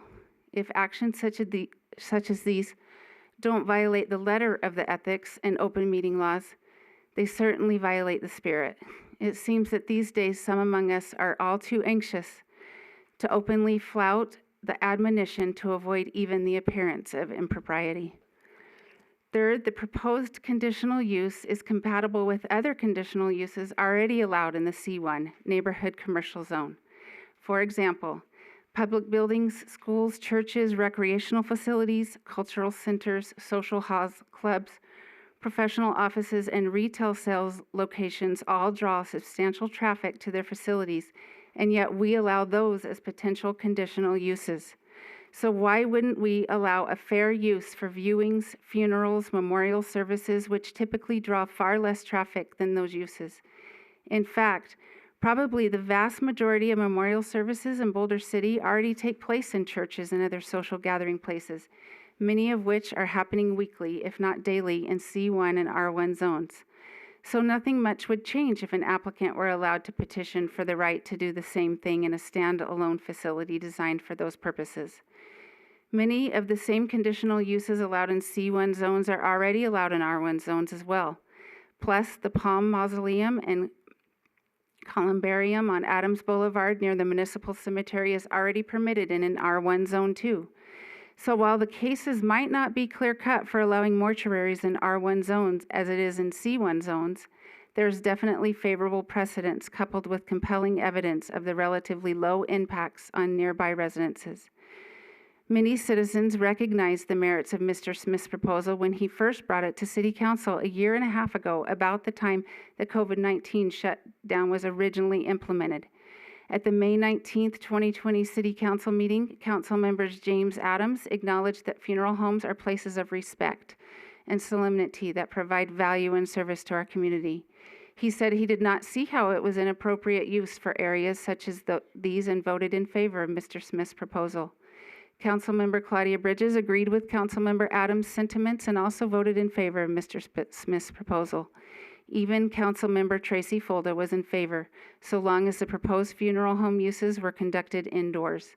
Citizens like Judy DeShane, Samantha Prestwich, Glenn Fan, Doug Broadbent, and Mike Curtis also commented that funeral homes of the type proposed would make good neighbors, even within residential neighborhoods, and that they would be a big benefit to our community just like they are in other cities. Even if funeral homes and mortuaries were allowed as conditional uses in C1 or R1 zones, an applicant like Mr. Smith, who wanted to place an actual facility in such a zone, would still have to file a separate application for a conditional use permit and make a compelling case for that particular facility, just like every other applicant who desires a different kind of conditional use permit has to do. Conditional use permits are by no means automatic. Instead, they are only granted when predefined criteria are met, and they also allow the city to impose reasonable conditions on each particular applicant in exchange for the permit.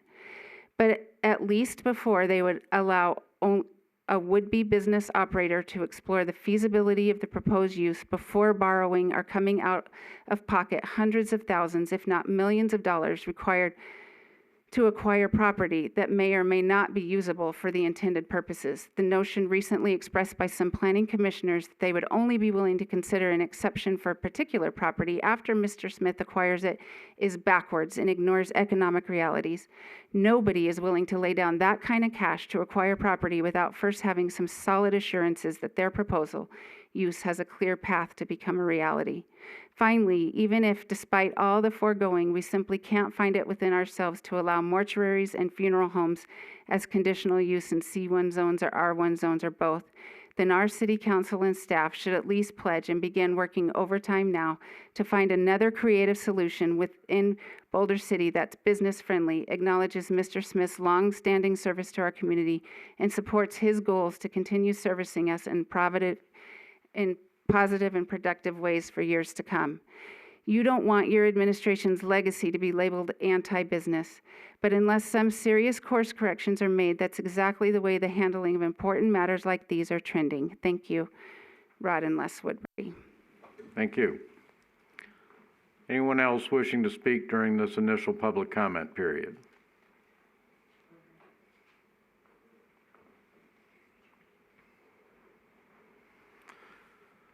All right, we will close the public comment period then and move to approval of the regular agenda. Madam Deputy City Clerk, are there any changes for the regular agenda? No changes, Mayor. Thank you. And Mr. City Manager, substituting again this evening is Michael O. Any changes? No changes from legal. Did I say manager? Yes. But I looked at you. So. Now we'll go to Mr. City Manager. Any changes for the regular agenda? I have no changes. Thank you. Council, any changes for the regular agenda? No changes. Anyone wishing to make a motion for approval? I move to approve the regular agenda. Second. All those in favor? Aye. Anyone opposed? We'll move to the consent agenda. Again, Madam Deputy City Clerk, any changes on the consent? Yes, Mayor, I would like to request to remove item 1 from the consent agenda. All right. And Mr. City Attorney?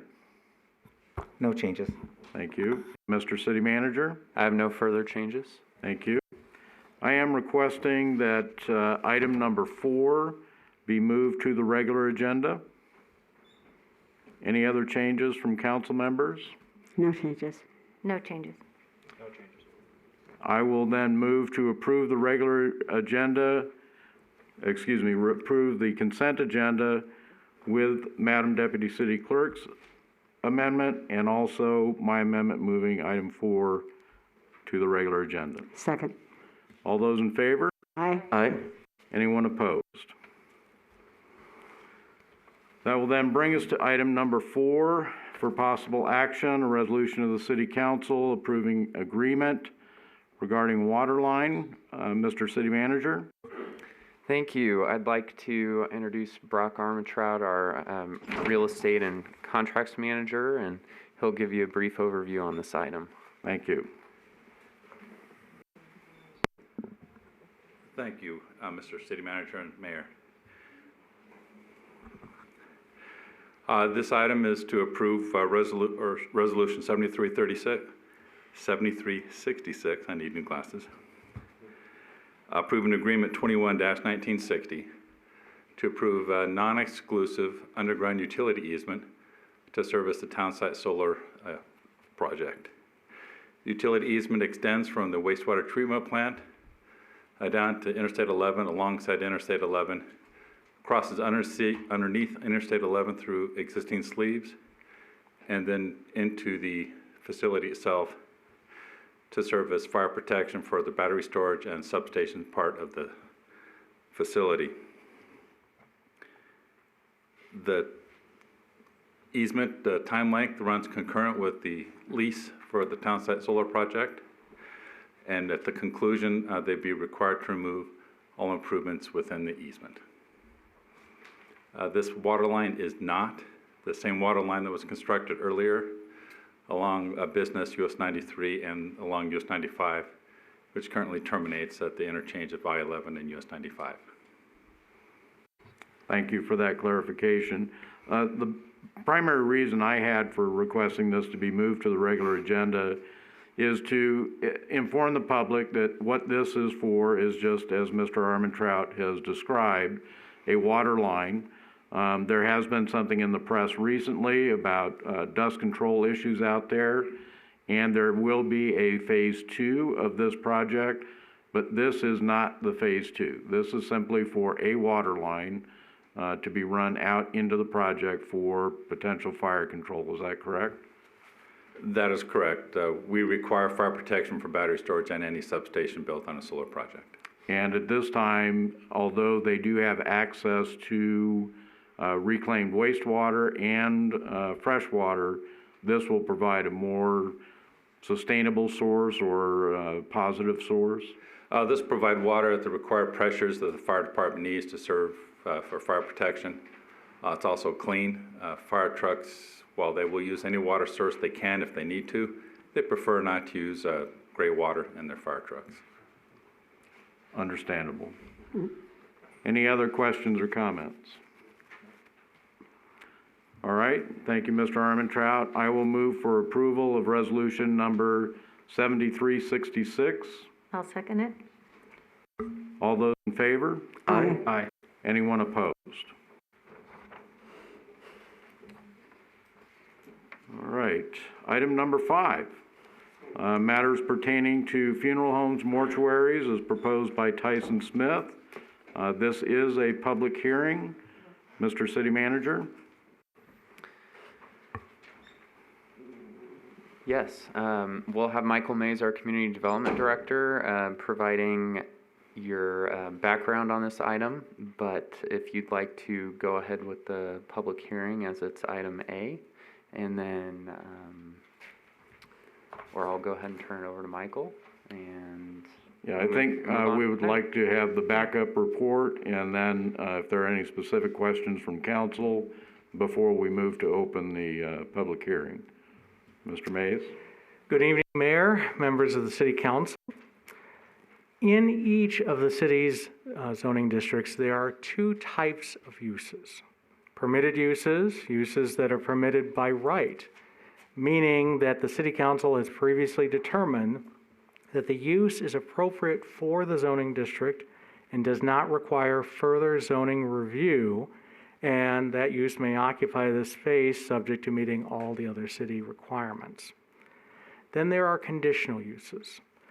These uses may be appropriate following evaluation by the Planning Commission regarding the specific use requested its proposed location, and its impact on surrounding property owners and uses.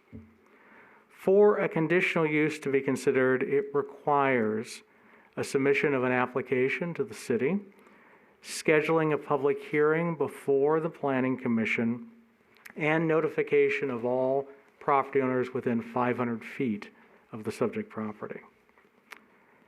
At the public hearing, the Planning Commission evaluates the petitioner's request, takes into consideration public input, and makes a determination whether the use is appropriate for that location. Currently, funeral homes and mortuaries are a conditional use in the C2 community commercial and CM community or commercial manufacturing zoning districts. Mr. Smith has submitted an application requesting a text amendment to the city code to provide for funeral homes and mortuaries as a conditional use in the C1 neighborhood commercial and the R1 single-family zoning districts. Planning Commission held a public hearing regarding his request on October 20th, and following their review, they recommended denial of the text amendment with a vote of 6-1. During this application process, 2 questions were raised that staff wanted to clarify for the benefit of the public.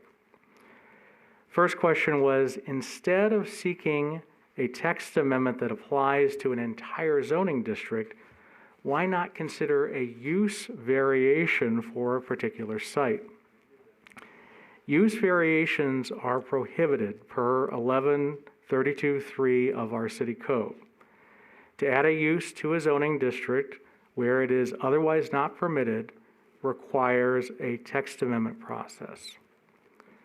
Second question, if a funeral home mortuary is permitted in a zoning district, does state law permit a crematory to be located there as well? Staff had Mr. O look into this matter. Zoning issues are considered matters of local concern, and this section of the state law that refers to this crematory does not supersede local authority. To consider a crematory in any zoning district within Boulder City would require the submission of a text amendment, application consideration by the Planning Commission, and approval by the City Council. Currently, no zoning districts in Boulder City permits this use. So for your consideration, Mayor, as you had mentioned, there is the public hearing on this matter and consideration of Bill number 1909. And the petitioner, Mr. Smith, is here to present his text amendment to the City Council and answer questions, and I can certainly answer any staff questions. Thank you, Mr. Mays. Again, at this time, if there are specific questions from council members regarding the proposal, we can proceed with that. I would suggest that any comments or opinions be held until after the public hearing is closed. Are there any specific questions from council members? Councilmember Jorgensen? Where is it that the mortuary is a permitted use in town? What zoning? It is not a permitted use in any zoning district within Boulder City. Okay. Thank you. Any other specific questions? Councilmember Fox? So no matter where he went or found a place, he'd have to get approval or come before us or get some kind of permit?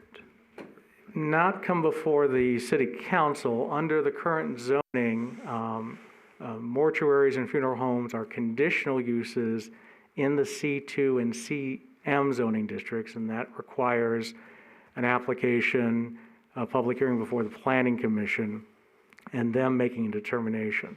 Now, with the city code, it says that the Planning Commission makes the final decision in that case unless the decision is appealed to the City Council per our city code requirements. Thank you. Any other questions? Mr. Smith, would you like to come forward then with your application?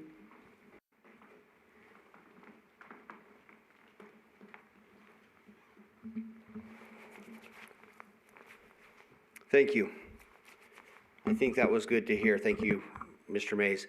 As you see, there's a lot of hoops to jump through. All we're trying to do is make it so we have more options out there, whether it's in C1, which is very limited number of spaces in town. I think I can count 5 by looking at the map, and then residential. Residential, we're not going into a housing neighborhood. We're not going anywhere like that. A lot of our churches that we have in town are zoned residential. There's a possibility that one of them one day could actually close their doors with church attendance dropping. We would like just to be able to be considered if that was to happen without having to come back before you guys and going through this whole hoop jumping experience that I'm going through currently. Just to be able to come back and just go through the the conditional use side of it. Other properties that are out there already is as I mentioned, the 501, or not 501, 501 is the city cemetery. The property right next to them at Palm Mortuary owns. That's always a possibility for, me or them, as suggested by one of the people that called in at Palm coming back here and saving the day. But that would be a possibility. I would be doing them a huge favor by doing this and pulling this off, and this is one of the risks I'm willing to take on behalf of the community is, yeah, I'm opening the door for other funeral homes to come into town and try to function inside this town, which it would be wonderful to have another funeral home. Most communities of this size have more than one funeral home. Just helps to offset the burden of those that pass away.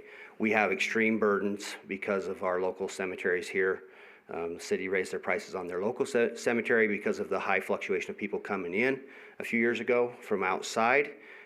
We've seen that price increase almost double, and I understand why they did that.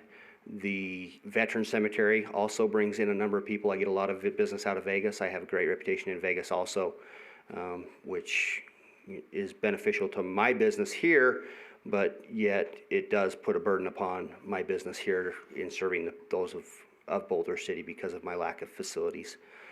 So the whole purpose of this thing is, I know it's raised a lot of fuss and feathers, wrinkled a lot of feathers and caused a lot of problems. It's just to be able to be seen in other areas of town as possibilities.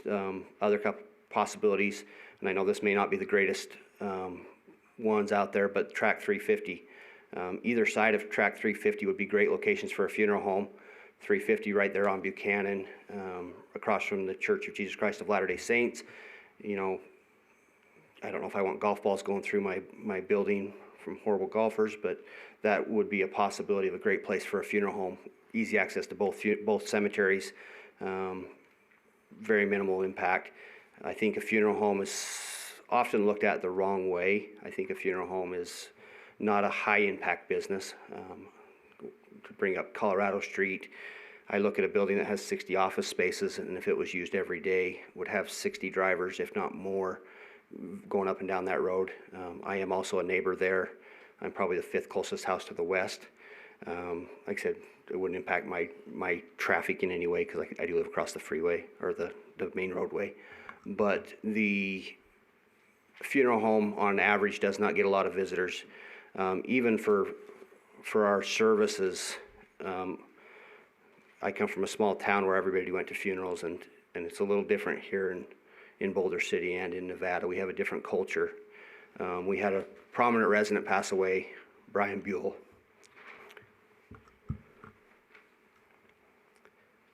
We held this service at the church on 5th Street.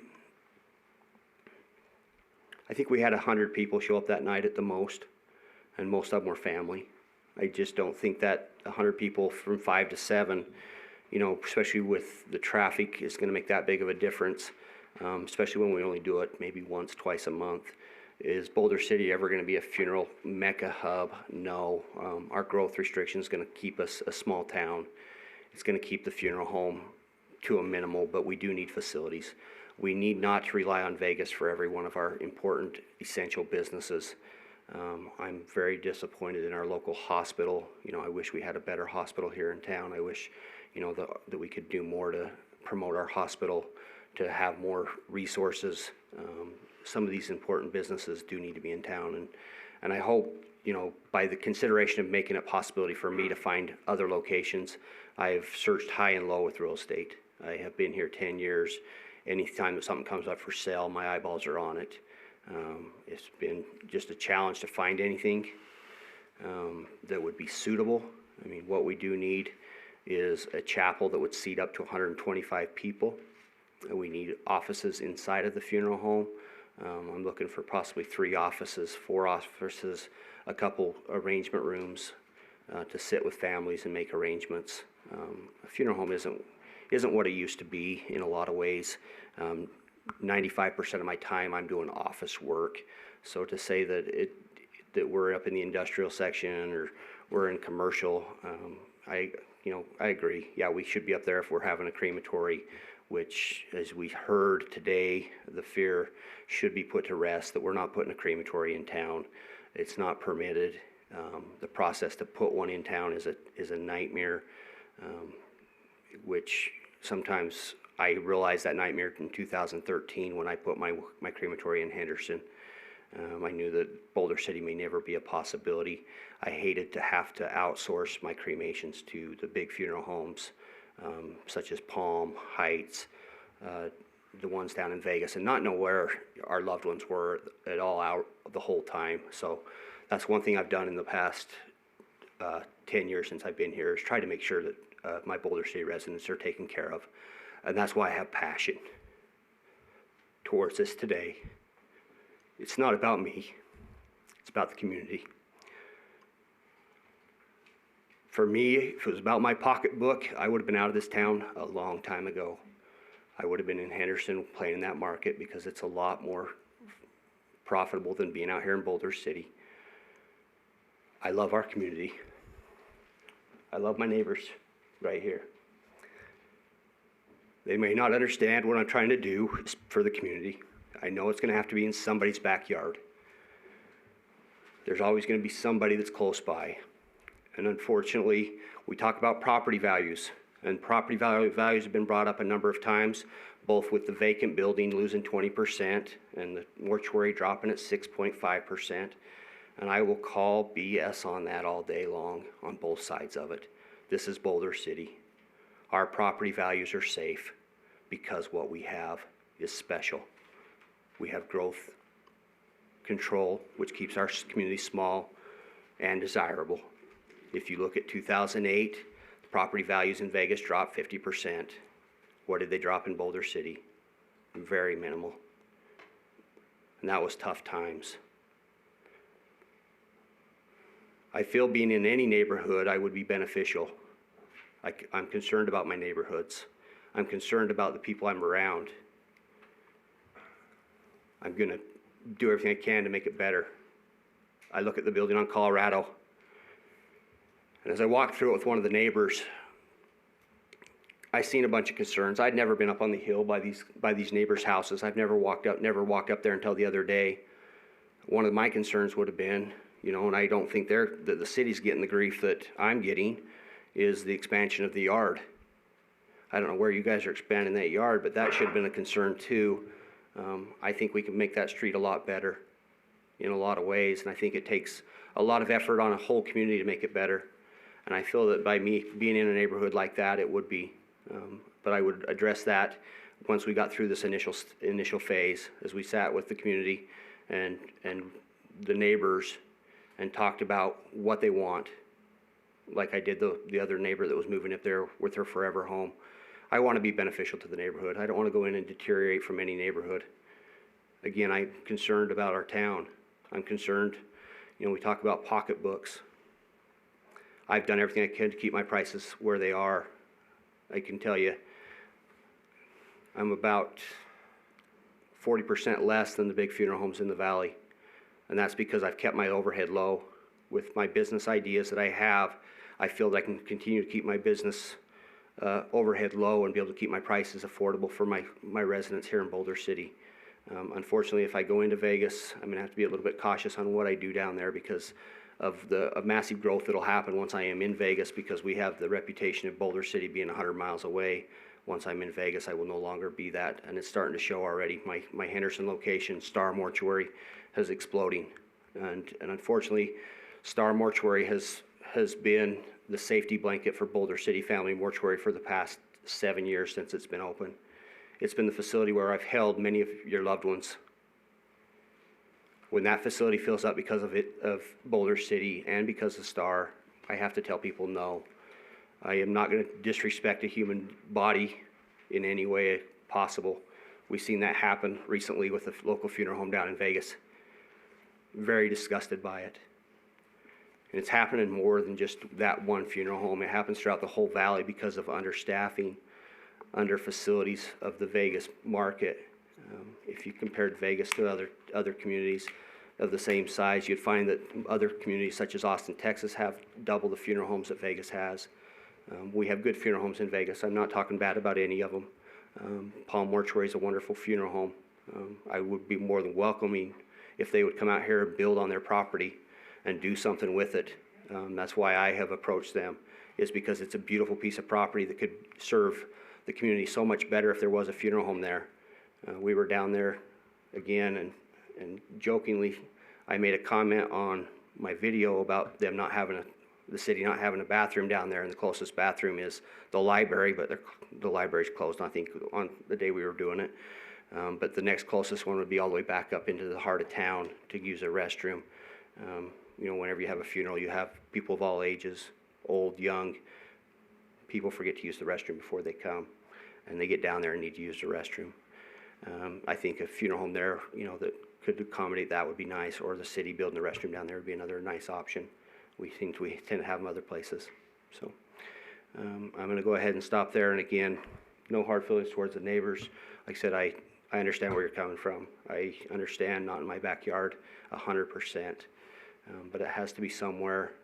I promise if I was in someone's backyard that I would be the best neighbor I could be a watchdog for the neighborhood. Thank you. Thank you, Mr. Smith. Any questions from council members for Mr. Smith?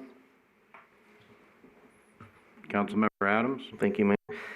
You acknowledge that the number of potential places, at least, that you would find suitable in C1 and R1 would be minimal. What is it about C2 and CM where it is currently permitted under conditional use permits that does not work for your needs right now? We are very limited in C2 spacing. You drive up the boulevard and you tell me if you can find me a spot that has parking for 60 people, a building of 8,000 square feet.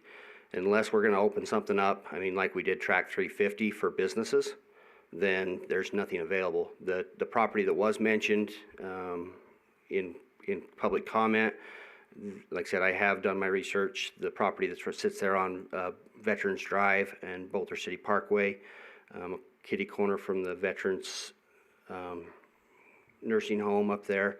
That property is owned. I've talked to a number of people about trying to find out who owns it. I've heard some stories that he is unwilling to sell that, just like Palm is unwilling to sell it. That's about the only C2 property I've found that would be suitable. In the industrial section, the problem with the industrial section is a lot of those buildings that are up there, they hold 4 parking spots. 2 of those parking spots are stolen by their neighbors already with a broken down car.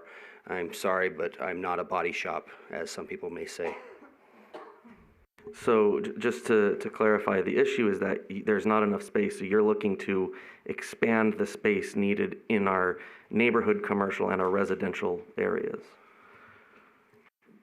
I don't know if I understood your question completely, but to basically just to open up options that are available. If we were to have to build something, or if something was to come available, such as a church house is already going to come with a chapel, most likely, with parking, most likely. There's a few little things such as, you know, the offices, which are probably in it. Those things are possibilities with churches. Most of those are already zoned in the residential.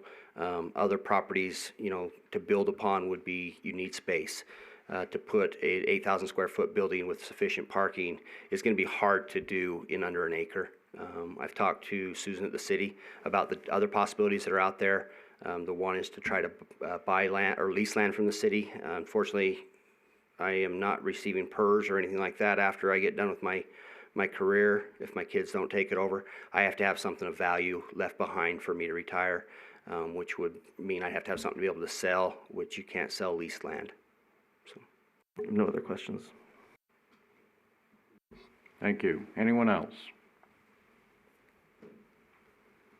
All right, Mr. Smith, thank you.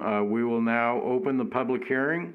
If there's anyone wishing to speak on this item that has not previously submitted comments or spoken, please come to the podium and state your name.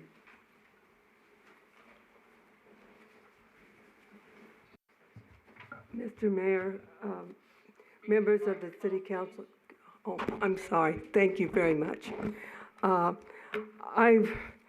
name is Mary Ann Ray. I live at 1408 Denver Street, right above that building on 1404 Colorado Street. I really don't know what I can say to this City Council that hasn't been said before and that hasn't been reiterated again and again. We pleaded our case before the City Planning Commission, which, when the facts were presented to it, turned down this proposed amendment by a vote of 6-1. We have spent, I cannot tell you how many hours, how many nights we have spent researching this and looking into it. We have done due diligence. Bottom line, funeral homes, mortuaries do not belong in a residential neighborhood zoned either R1 single family residential or C1 neighborhood commercial. A funeral home mortuary does nothing to contribute to the quality of life of a neighborhood. Parking, traffic, and just the nature of the patrons would be very different from other types of businesses allowed in these zones, which brings me personally to quality of life, which is really more important to me right now than the impact on my property. I am a full-time caregiver. That is a job which is 24/7, 365 days a year. This amendment would really deprive me of quality of life. I will tell you why. I live a lot on my front deck. It is my window on the world, my refuge at all hours of the day and night when I get really, really down. I do not want to have to look at a mortuary. Reflection Park is over there. It's wonderful. Children are running there. Kids are playing. People take their dogs. It's great. But I do not want to look at that. Now I am being told, and incidentally, we lived there 25 plus years. Now I am being told that I need to be re-educated and that a business that has other options, but it instead seeks to amend zoning laws to be allowed in existing residential areas, where, and I reiterate, it does not belong.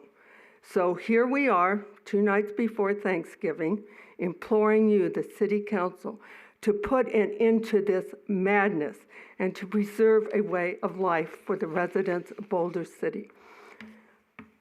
We went through this last year. I only found out about it through an article in the newspaper. Wasn't enough, I didn't even know it had come before the Planning Commission. We went before the city, that was COVID, so we could not appear, and we had to call in. But we went through this at that time, and it was turned down by the City Council. That building, I know more about that building than probably anyone else in this room. That building had been an office building. The last time it was occupied was by Las Vegas Paving over when they were doing the interstate. As an office building, it has never created a problem. There are not hundreds of cars there at any one time. The most interesting thing that ever happened down there was when Homeland Security was running an exercise. And Homeland Security actually notified all of the neighbors and told us. And so we actually stood up, went on our front deck, and we all kind of stood there and watched it. It was really kind of interesting. This has been a living nightmare. And Tyson Smith has never been to my house. He has never been on my deck. He does not know, from my viewpoint, what he is asking. I would like to conclude this with a vision statement from the Boulder City Strategic Plan. Vision. The vision describes where the city wants to be in the future. The city of Boulder City is committed to preserving its status as a small town with a small town charm, historical heritage, and unique identity, while proactively addressing our needs and enhancing our quality of life. The proposed amendment does not enhance our quality of life, nor does it fit into the needs of a residential neighborhood. Thank you very much. Thank you. Anyone else wishing to speak? Please state your name.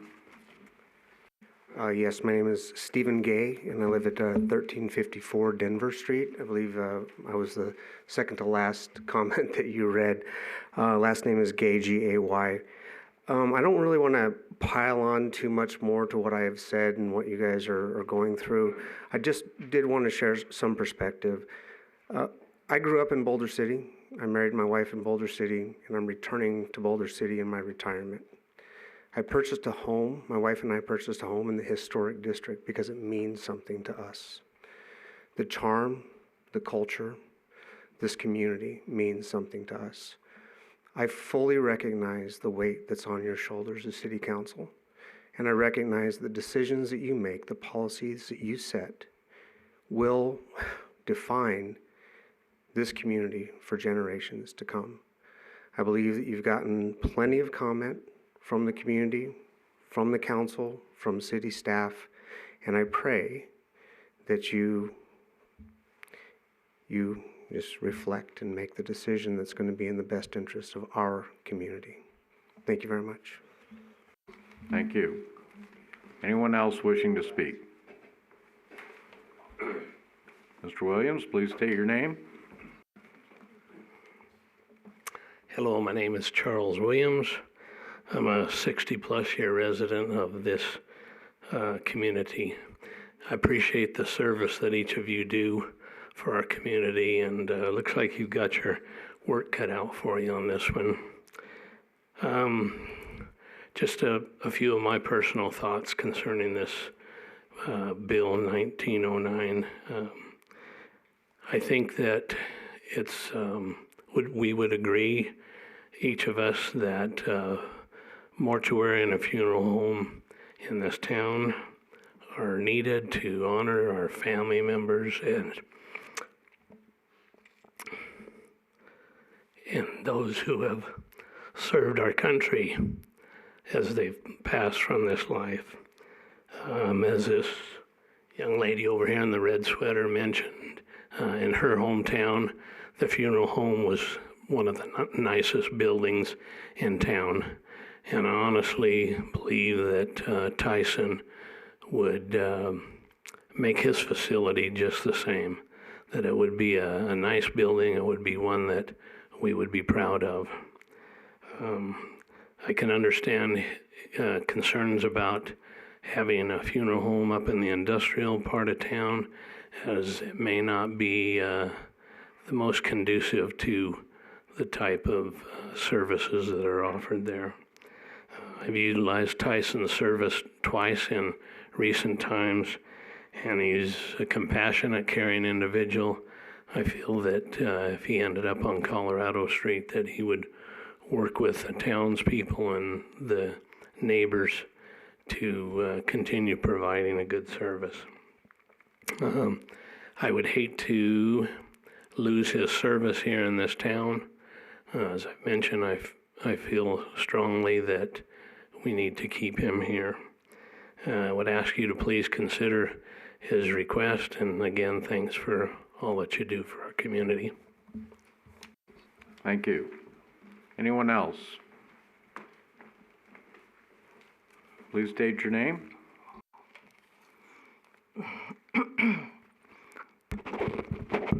Good evening. My name is Nancy Deneen, and I live at 1415 Denver Street.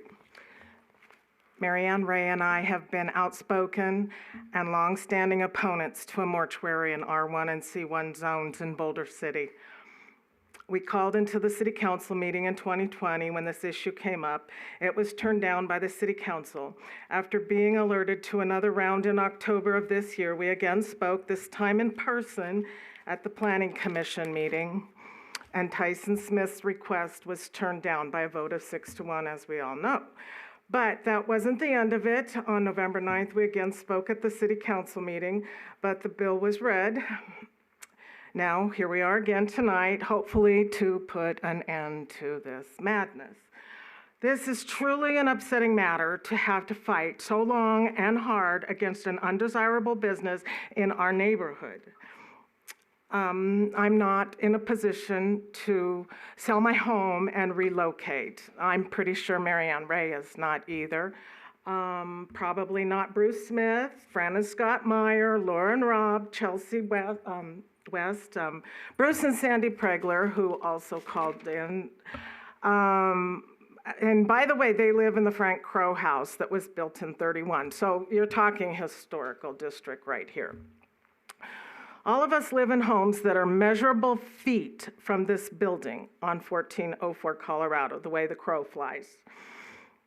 Our combined voices in opposition to a change in zoning that would allow a mortuary, columbarium, and yes, a crematorium at some point by law in our neighborhood is loud and clear.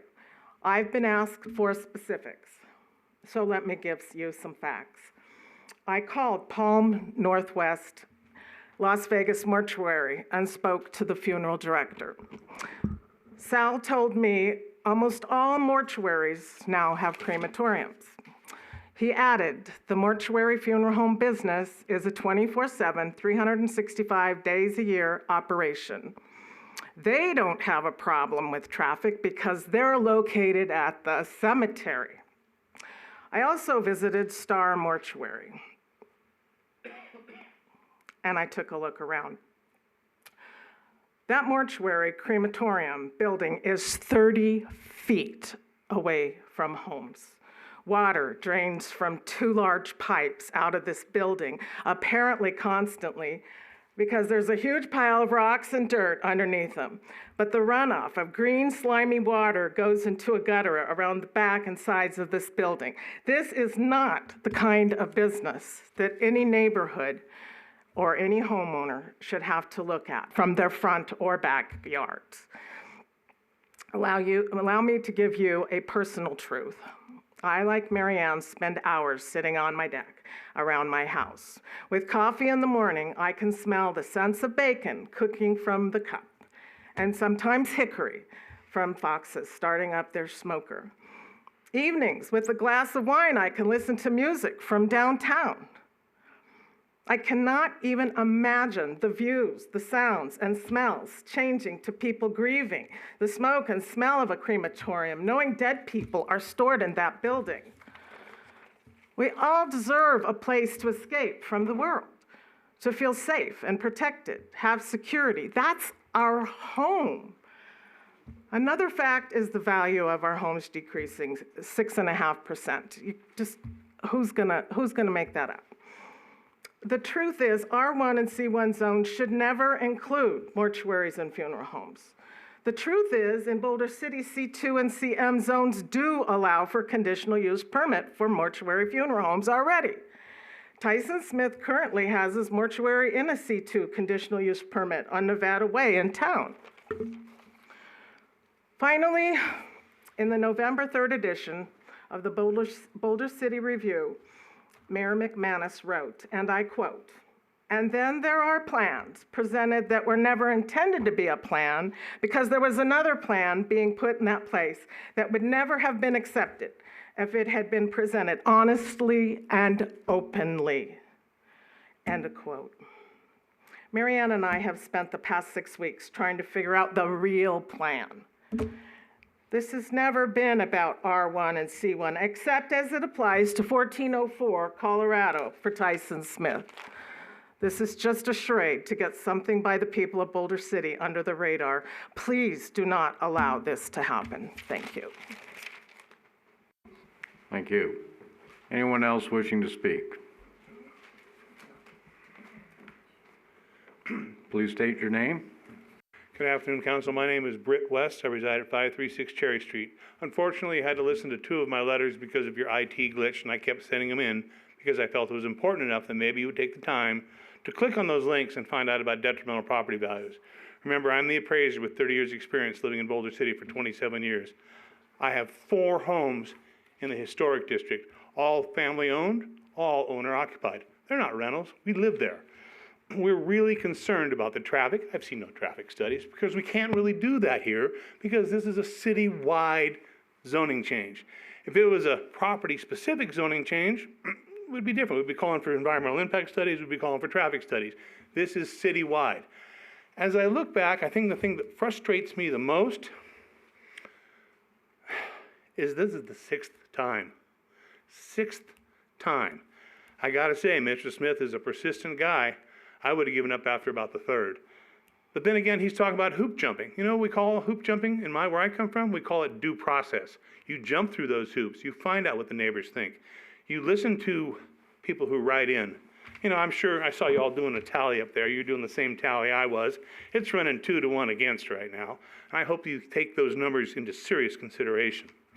2 to 1 against. That means a lot of people don't want this, whether it's citywide or the specific property at 1404 Colorado.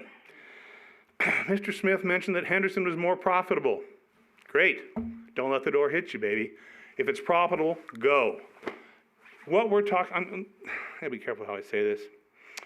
The applicant's supporters here have expressed their feelings, and I understand that. They have feelings because they may have had intimate discussions or funerary rearrangements where Mr. Smith has helped them out and probably did a good job. But we're not talking about feelings here. This is a business decision. Business decisions are based on numbers. Numbers like 6.5% value detriment to properties. Numbers like 38 to 18 or 19 for and against. You got to kind of look at that stuff. So you all are faced with a decision. Do you want some of your constituents to suffer a 6% loss in property value? And the entire city could be adversely affected, not just 1404 Colorado. And the part that really grinds my gears is this is specifically for one individual. I'm sorry, who's remarkably persistent. I certainly hope your standards are higher and stronger than that. And I want to thank you for doing the job you do because I know it's thankless. In fact, I never appear in front of you guys. This is one of the few times because it's really important. It's really important. Please vote the right way. Thank you. Thank you. Anyone else wishing to speak? Mr. Smith, please come forward, state your name.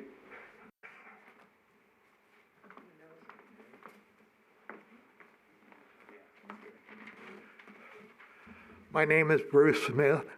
I live at 1340 Colorado Street. I was born here.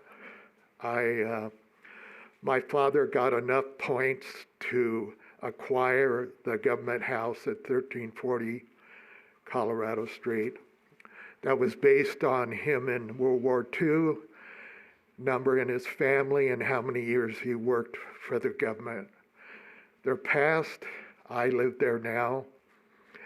I moved into that house in the 3rd grade, and just the overall thing is money here. What's going to happen is my value, because there's a funeral home here, my value of my house is going to go down. And that's it. I with all the people saying how good a person Tyson Smith is, but that's the important thing to me. I'm going to lose value in my house to something I don't want. And that's pretty much what I've got to say. Just, I hope you vote the right way with your conscience. Thank you. Sir, please come forward and state your name. Good evening, City Council. My name is Christopher Ray. I am here representing my father, Larry Ray, who cannot attend because he has Alzheimer's and dementia. I, too, am the full-time caregiver of my father. My father and I walk. We talk about what the city was like He doesn't remember who I am half the time. Some days he doesn't know who his wife is. He's sitting right now with my wife thinking it's his girlfriend. But what he does know is that's his house. He knows that his neighborhood is the neighborhood he lives in. He knows that he has lived here for 25 years, that I raised my son here, that my wife and I lived here.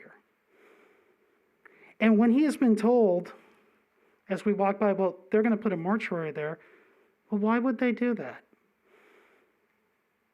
Well, because he needs to expand. But why here? Why not elsewhere?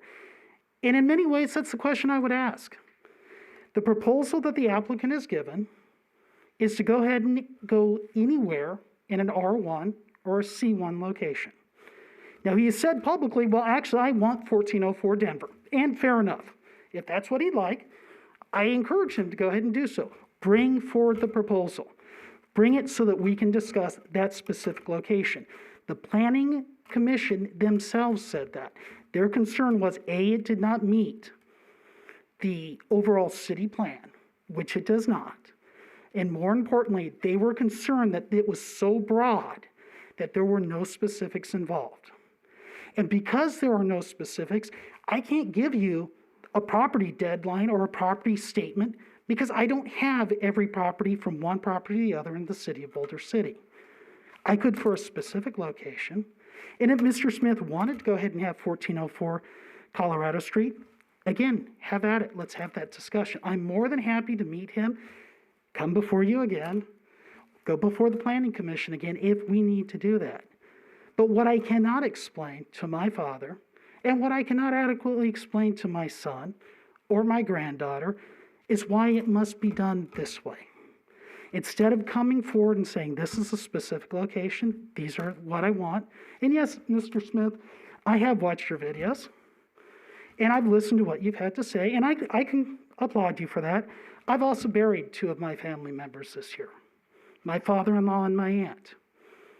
So I understand the concern for the community, and I understand the concern for the family members. But if we're concerned about the family members as a whole in this community, then I would urge you to evaluate this and say, hey, this isn't specific. This allows anyone, including me, if I wish to go ahead and open my own funeral home and mortuary, to go ahead and look any place within the city. And that's madness. Go ahead, if he wants to, as everyone else has said, if he has a specific location, bring it on. Let's go ahead and have that discussion. But until then, how can we go ahead and look at our fellow members of this city and say, hey, it could be your home, it could be your home, it could be your home, it could be your home. That is not acceptable, and that's not how you run things. Thank you. Thank you. Anyone else wishing to speak during the public comment?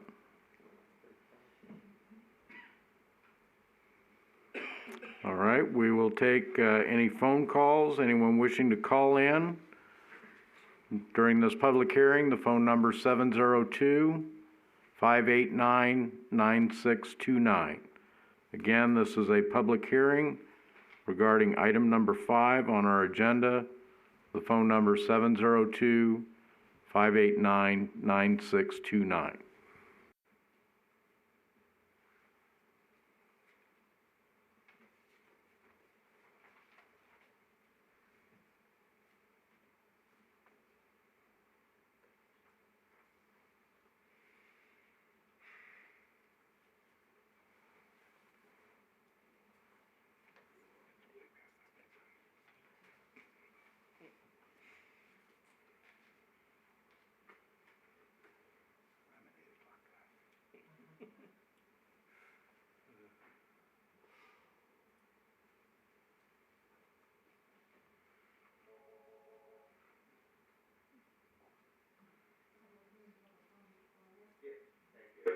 Good evening, Council. For the record, Fred Volz. These comments pertain to Agenda Item 5B. Operating any type of business takes a great amount of determination, capital, and patience in trying to meet the needs of customers, employees, and a long list of government agencies that have multiple and unique requirements. Government policy should not unreasonably restrain business formation and operations. However, proposing a substantial change in what types of businesses would be allowed in R1 and C1, even with the conditional use permit process, does not serve the public interest, nor is it supported by a majority of the city's residents who have chosen to come forward publicly. That the applicant has good people skills with his customers is not sound justification for making this zoning change. In his one-paragraph support statement, the applicant claims there are multiple locations he can now consider for relocating his existing business, if City Council approves a zoning change. What he doesn't say specifically is why existing vacancies or vacant land in C2 and CM zones wouldn't meet his needs, that landlords would not be interested in his tenancy, or how he has exhausted all alternatives using the existing zoning requirements rather than seeking an exception just for his type of business. Such exceptions open the door to other businesses seeking similar special consideration and in time lead to a mixed-up zoning blueprint for the city as a whole. Since the Planning Commission turned down this second attempt for a zoning change from the same applicant by a 6-1 vote, the applicant created a podcast with Roger Groves. In the podcast, the applicant stated he had repeatedly and closely worked with city employee Danielowitz in order to find a workaround and secure what the applicant wants.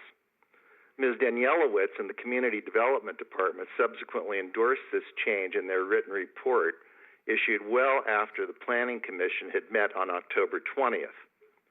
If characterized appropriately by the applicant, it is troubling that the Community Development Department, which is presumably serving the interests of all city residents, not just one person, has officially endorsed this change so late in the process as if it were an appendage of the Chamber of Commerce rather than protecting the city's zoning construct. The requested change deserves to be denied by City Council given the minimal effort the applicant has demonstrated toward fitting his business into the community's current zoning rules rather than changing zoning ordinances that serve the community's best interests.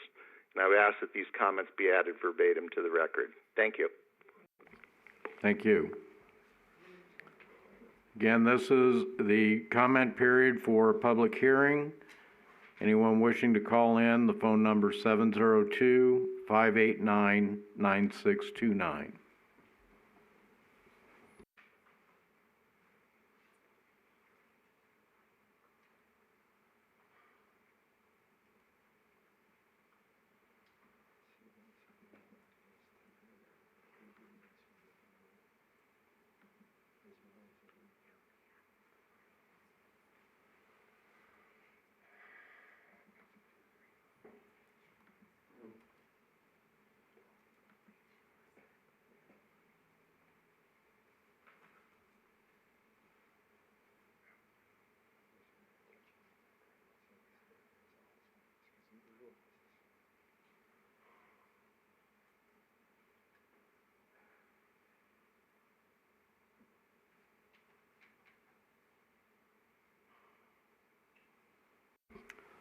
This is a public hearing for item number 5 on our agenda, matters pertaining to funeral homes and mortuaries, as proposed by Mr. Tyson Smith.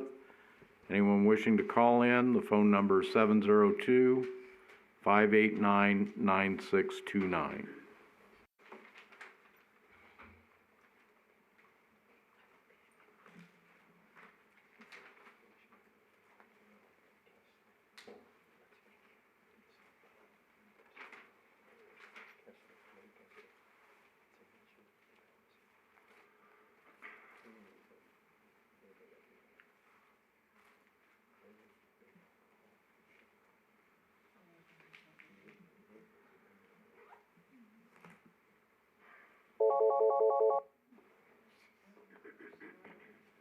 Public hearing, public comment, go ahead. Hi, my name is Barbara Palite. I'm part owner of a property in Boulder City at 1340 Colorado Street. I just wanted to put before the council, have they considered the amount of traffic that a funeral home at 1404 would create on Colorado Street. Hello? Yes, we're listening. Hi, my name is Barbara Palite. I'm part owner of the property. Could you ask her to turn down her computer or whatever she's watching the meeting on? Can you please turn down the volume on your computer or whatever you're watching the meeting on, please? Yeah.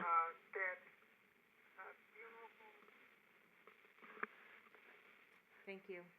And I wondered if the council has considered doing a traffic study of because those streets are pretty narrow and they're busy right now. And if Tyson is saying that he needs at least a 100-car parking space, that's really going to increase the traffic in that area, those are narrow residential streets, and I don't think they're suited for that type of business. The other thing I don't understand is why can't he get or establish his funeral home in an industrial area or in an area maybe down by the old airport? I don't know why he is not considering that. I don't know if he's looked into that or not, but I don't know why it has to be in an R1 area. I think that's something that needs to be explored. And why can't he build his own funeral home to suit his own needs? Those are just questions I had, and I think that they need to be addressed. Thank you. Thank you. Thank you. The phone line is available. If anyone wishes to call in for the public hearing, the phone number 702-589-9629.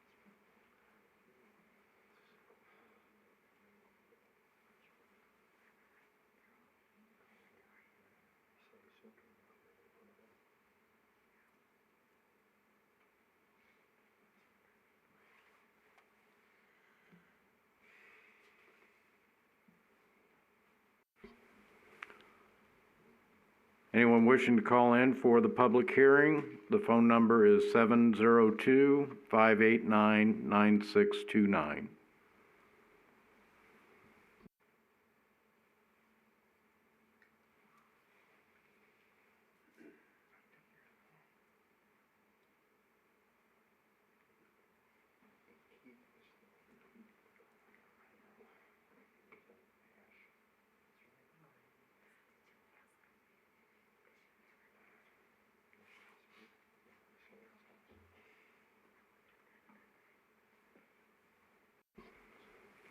Ms. Brownfield, were there any emails received specific for the public hearing, or have we exhausted all of the emails? No, Mayor, there were not.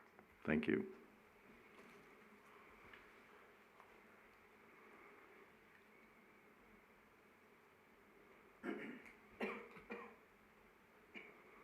All right, we have one more opportunity. Anyone here in council chambers wishing to speak?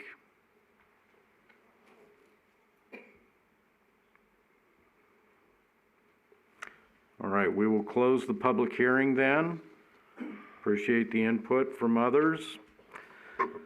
As we bring this back to council then for discussion, I want to make a couple of my thoughts known on this. As has been mentioned before, this matter has been heard several times in the past. The issue is about the type of businesses that are appropriate in residential neighborhoods. It's not about a specific property. It is about our classifications that apply across the city. It's also not about a specific business owner. It certainly has evolved that there's direction for a specific building, namely 1404 Colorado. You know, I wonder if that building wasn't there or if it was in some other use right now, would any of this process have occurred? That's an open question at this point. Residents have a significant interest, as we've heard from some tonight, about the types of properties and businesses that exist in their neighborhoods. This community was master planned. There were neighborhoods set aside for residential, there were areas set aside for commercial, there were areas set aside for parks and public spaces. That was done a long time ago, and many of these people have purchased homes that are approaching a century old now.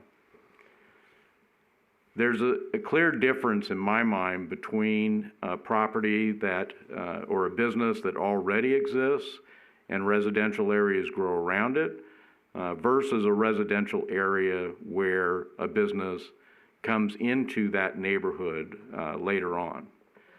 And this, in my mind, Boulder City has always been a residential community. That's been the strength of this community, in my view. Where problems have been reported with businesses is often when the type of business operating in residential areas or close to residential areas changes to something that's not appropriate or conducts its business in a manner that's not suitable for residential neighborhoods. I do understand the need for mortuaries. I certainly have heard people speak very highly of Mr. Smith and the way he operates his business. But again, this is not about a specific business owner. It is the type of businesses that are to be allowed to operate in residential areas. Mr. O had put together a list of other jurisdictions, other cities in Clark County, and what I found as I looked through that list is this is not uncommon that mortuaries are not a designated type of business to operate in residential areas. We've certainly heard from people this evening again that have made it clear they do not desire that type of business in a residential neighborhood. We've heard from others that would very much like to see Mr. Smith be able to expand. And I think that is something that we can all look forward to and certainly be able to try and assist with something like that. But the question here tonight is it appropriate business for a residential area? You know, there's been mention also of the columbaria down at our existing city cemetery. Well, when that city cemetery was originally built, homes in Boulder City did not extend past 5th Street. You know, there was a reason why the cemetery was placed out away from existing residences. That's what we find is the current culture in many locations, and certainly has been expressed by others here tonight. When we talk about, well, this is zoned this way or that's zoned that way, you know, I think someone had already mentioned it in public comment that the fix for that is to put the correct zoning on the property and not to say, well, you know, this is that way, so that provides some type of basis for everything else to be done that way. There was also a comment made earlier about the fact that, you know, I'm not allowed to speak out on a subject. That's not true. This is not the first time I've heard this issue. This is not the first time I've heard from many residents that this is not the type of use that they wish to have in their neighborhoods. I am not obligated to say nothing. As a matter of fact, as an elected official, that is what we're supposed to do, is advocate for our residents.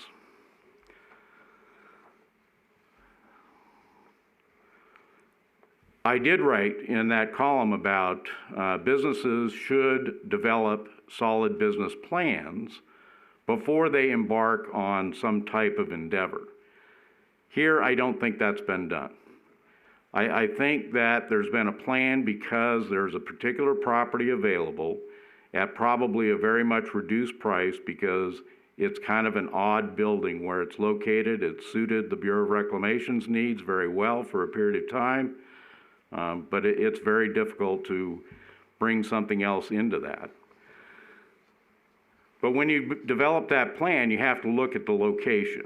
And when you look at that location and you hear from people who say, we do not wish to have your type of business near our homes, not that they don't wish to have the business at all in our community, they recognize the importance of that business, but whether it should be in their neighborhood or not. I encourage the applicant to take advantage of the resources that the city does have. One thing that was not mentioned this evening, the city has what is called a land management process. That means if there is city-owned land that someone has a use for or has a plan to use, they may fill out an application and have the city council and the planning commission consider that piece of property. If it is more than an acre, it's required to go to a vote of the people. We have an election coming up in 1 year. Yes, that seems like an awfully long time, but we heard this matter more than a year ago already. So again, I am not trying to say anything disparaging about the mortuary business, but what I have heard very clearly from our residents is please don't place it into residential neighborhoods. With that, any other questions or comments from council? Councilmember Jorgensen? Thank you, Mayor. I've spent many hours listening to a number of people, not just those who came tonight or those who have commented tonight, but those who have texted me, called me, emailed me, and I appreciated Mr. Gay's comments about recognizing that the position that you sit in up here is a hard one because both sides are very passionate about what they think. And though tonight we sit before us and we look at, like you said, a 2-to-1, I am listening, thing, I would say that what I've received over time has been almost even. And because of this has made me stop and make sure that I try to do due diligence because this affects the community at large on both sides. And because some are for and some aren't for, we have to look at it. I agree with the mayor a little objectively, not as a person applying, not as a place, but as what is being asked, because what is being asked tonight is for a change in R1 and C1 to include as a conditional use mortuaries. And so with that being said, hearing from Mr. Mays that there is no place that he could just turnkey as a business and open a mortuary, that's concerning. It tells me I think we need to relook a little bit at our zoning, and I think we need to look at where we would allow that business as a turnkey, not as every single time having to come through a process. It is a process to come through, and there are hoops to jump through, and when it's your business, you recognize that. Also, the thing that I know more than anything is as sure as we are born, we will die. And that's a fact. And as we need people to be there for us when we are born, to help us in that process, we need people to be there for us when we die. And so I consider it an essential business. I myself personally would not want to go over the hill. Now, that does not mean I'm speaking specifically about Tyson's business. This means I believe Boulder City needs to have a mortuary, a place where this essential business has the ability to operate. Because of that, and because I looked at our zoning and what it looks like, and C2 is not good for this kind of business, the kind of C2 that we have. We already have parking issues on Nevada Way as is. You know it, you see it. There's nowhere for that, and that's where he's currently located. Industrial, I think we can see reasonably why. But we have two issues before us, and I'd like to look at it separately, and I would like to know if you would like to look at it separately. One is, should we change R1? And the other is, should we change C1? Because to lump them together is, they're not birds of the feather. They are different, and if you look at what's permitted in each of these, it's very different. If you look at conditional use, it's also. So with that being said, as I look at R1, I'm the first to be able to make a statement for that. I'm not comfortable with the idea of changing code for R1 to include that, because it does open the door in case not this business, again, not looking at this person, not looking at this, just this business type, this business model.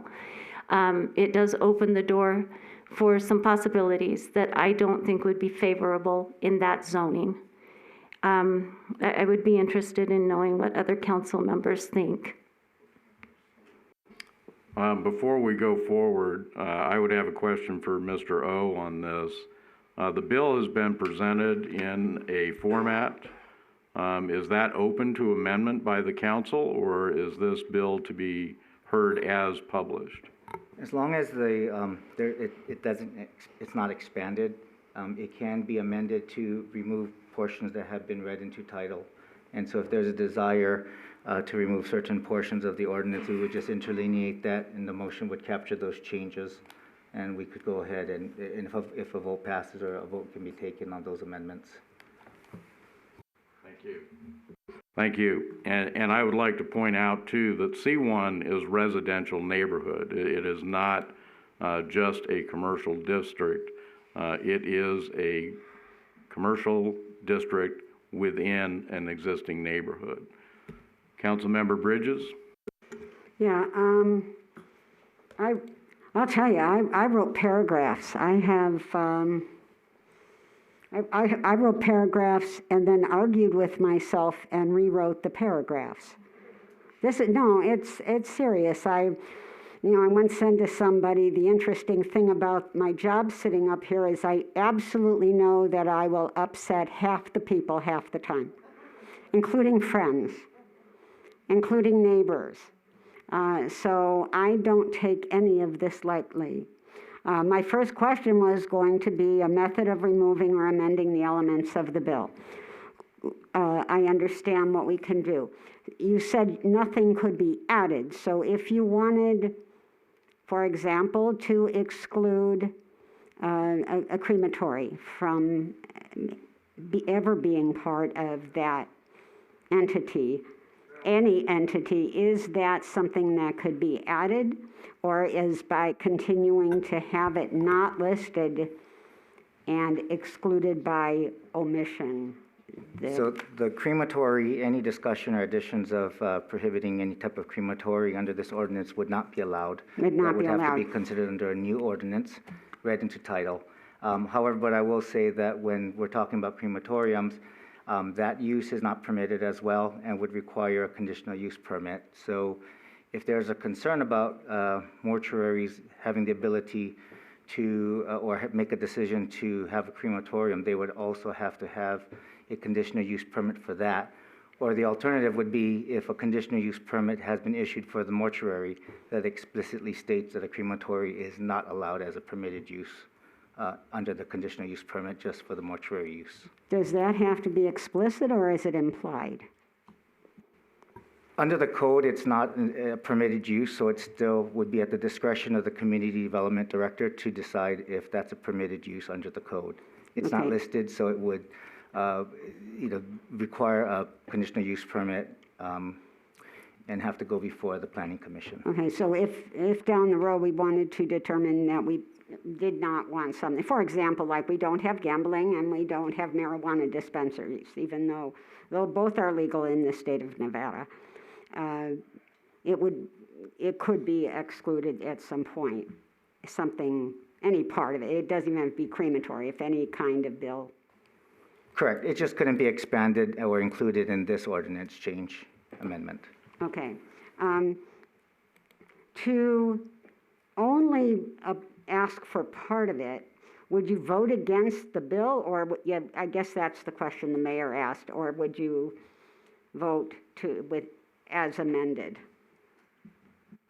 There would be a motion to make amendments to the ordinance as presented, and the motion would be to approve the ordinance with the amendments. So we would interlineate that. And what I would propose would happen is if there are any interlineations, we would have a red-lined version that would be posted for the public to see, so that they can see what changes were made at the dais and what was approved if it passes a vote. Okay, I would like to read a bit of what I wrote. I'm not going to go on too long, but this is really important because, like I said, I've talked myself through 3 iterations. This refers to a text amendment of a zoning ordinance that is neither property nor person specific. So I voted yes the first time around. This request is now to again add funeral home mortuary as a conditional use for R1 and C1. As it stands, and for those who aren't sure, currently mausoleums and columbariums are a conditional use in C1. So the building that's considered could currently be a mausoleum or a columbarium as a conditional use. There is no property mentioned, but we all know which one we're talking about. There is significant neighborhood outcry against this. This is a fear that this will be a crematorium. That's why I'm stressing this so much, because that seems to be a significant thorn. Okay, so, but these are relevant issues, and however, they still refer to a specific property and personality of the man. This is not about a crematorium. This is not one of the conditional uses, and it could be explicitly excluded at some point. This also applies to all funeral service companies, such as Palm Dignity. So Mr. Smith does not get this building. ABC Funeral Homes and Mortuary may buy it. It is the only C1, people have mentioned other C1, it is the only C1 that I could see with the required amount of parking spaces. Now, here's where I go into my change of thought. If approved, they have to go through another hurdle. It has to be a 3,000 square foot business, unless it's a business office building in a C1. Another conditional use designation would be required. I met with Mr. Smith and appreciate his vision and community reputation. It's adding a new conditional use to a commercial residential property. It's a circular argument. Now, here, if he only wanted to create a sanctuary for mourners, that would be a religious building or a social hall and would currently fall under a conditional use for C1. So that's what I have to ask another question. The question is, if Boulder City Family Mortuary buys a building and intends to only use that part of the building for services, is that part of the conditional use, or is it because the company itself is in that business and they bought the building that it would encompass? That would say because it's that kind of building, then it would have to be a conditional use for that building, unless they wanted to use it only for the purposes that are covered currently as a conditional use in C1. Does that make sense? So if, right? I guess just to clarify, and maybe Mr. Mays might be able to understand that a little better, but from what it sounds like, if there is a conditional use or a conditional use permit for a particular use, and they want to use something that is not within that permissible use that's been approved, it sounds like they would have to, if it's not permitted use under the code, they would have to get Okay, an but additional conditional use permit. and I know it's an odd thought, but if he wanted to only use that building for family services and as a mortuary and columbarium for no other purpose, does that, and those are both approved as a conditional use for a C1, would he be able to do that? As long as he wasn't performing other parts of what it is a funeral home does. The conditional use is going to be very specific, so whatever is brought before the Planning Commission for consideration and approval is the only conditional use that can be permitted. To make modifications to that, it requires coming back before the same process to reevaluate with additional uses. Okay. But can a business claim, I'm in this business, but I'm only going to use it as offices for that business, even though that business does not have a conditional use in that? Regardless of the business structure, it's whatever is represented to the city as to how they're going to use that land or that building. How they're going to use it. Right. Okay. That was the question.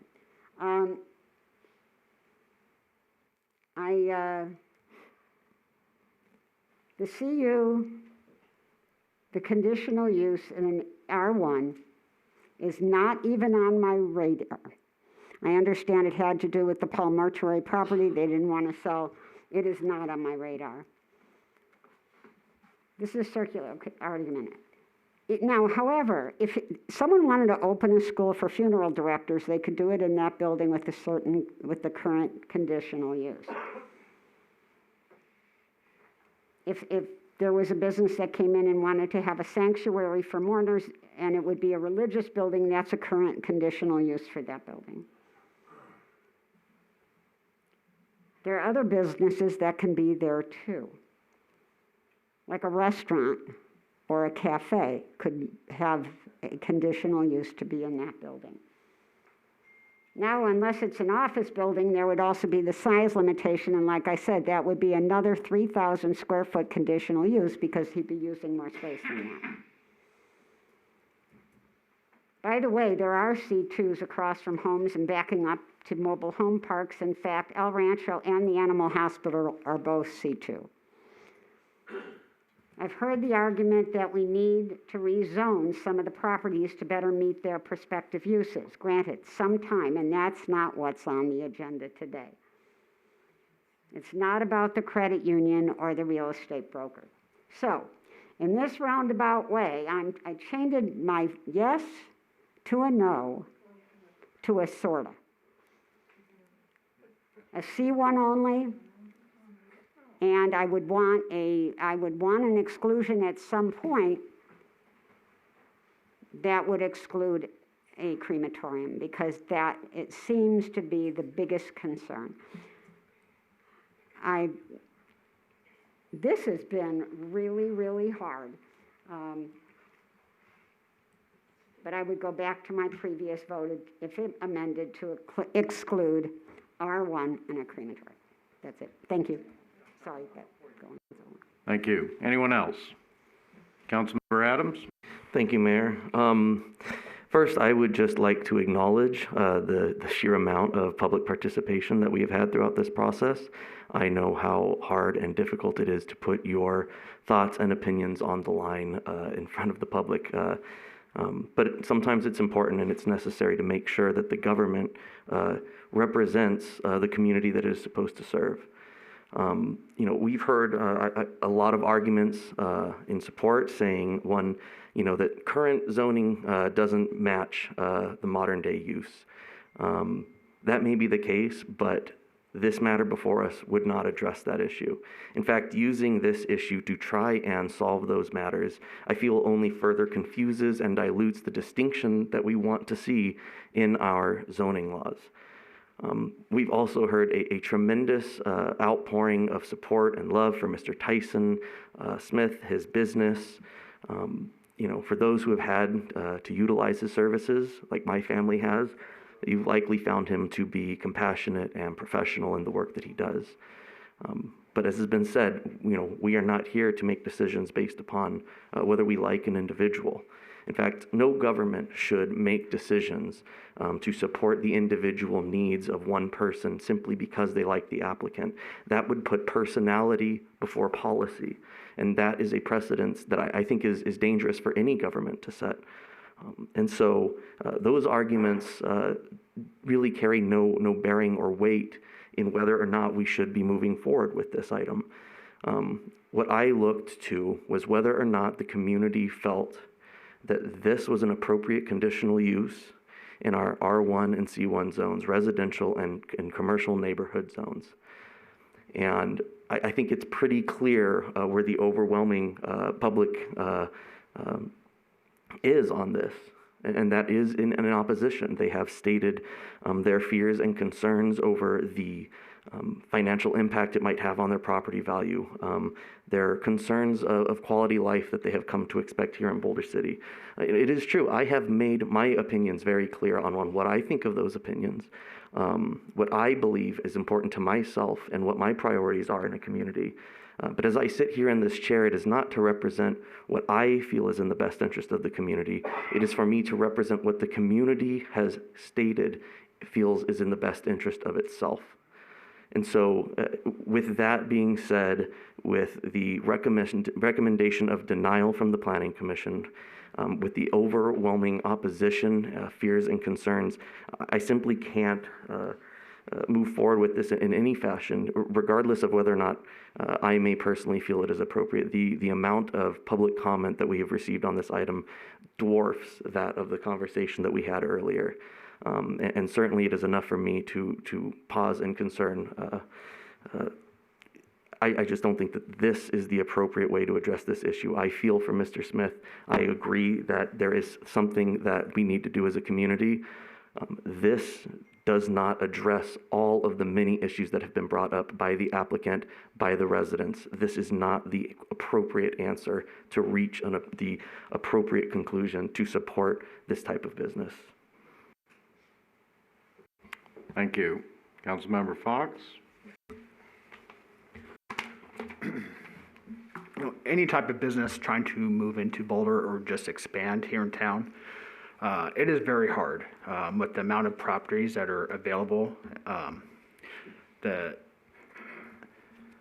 not much out here. Depending on the business, you need parking, you need location, and all that together is a rare find. So whether it's the property on Colorado Street with the permitted uses already, or if it's conditional use, any other thing that would go in there would have a lot more impact than a mortuary. Whether it's a grocery store, you have deliveries 24/7, trash, noise. I know Tyson said he'd help out with making things nice, and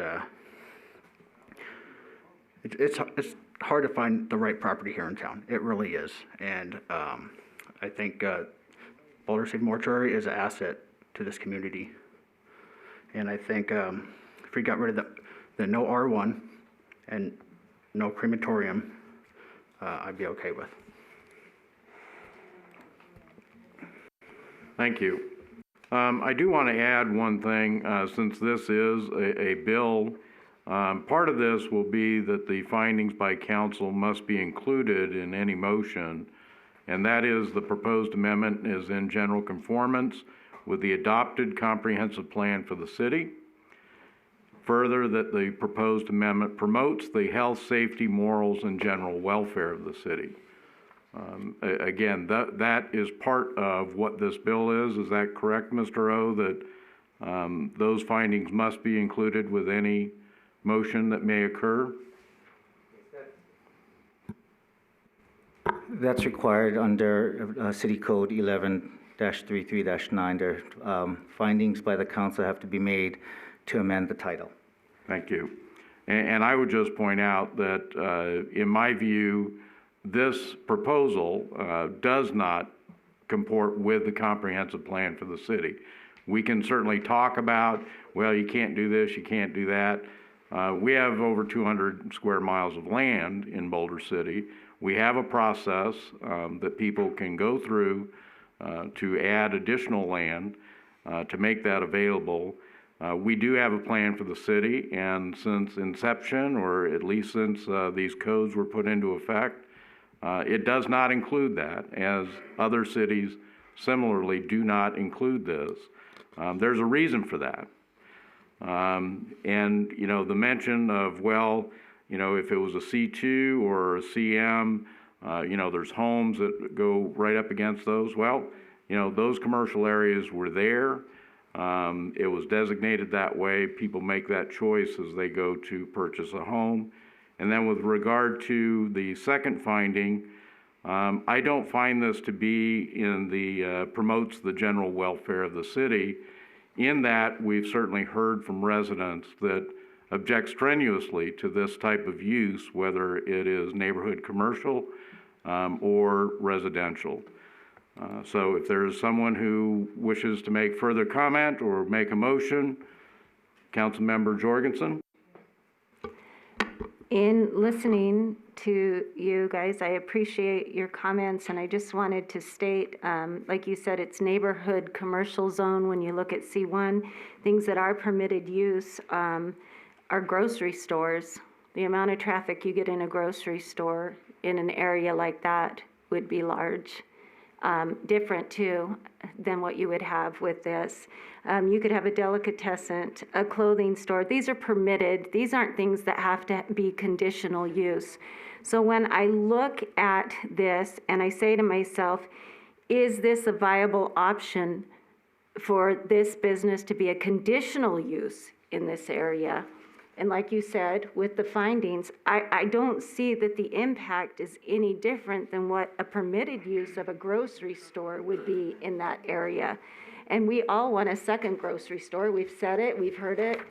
And that would be an area where a second grocery store could go, is in there. And that's permitted. They don't even have to come before council to ask for that.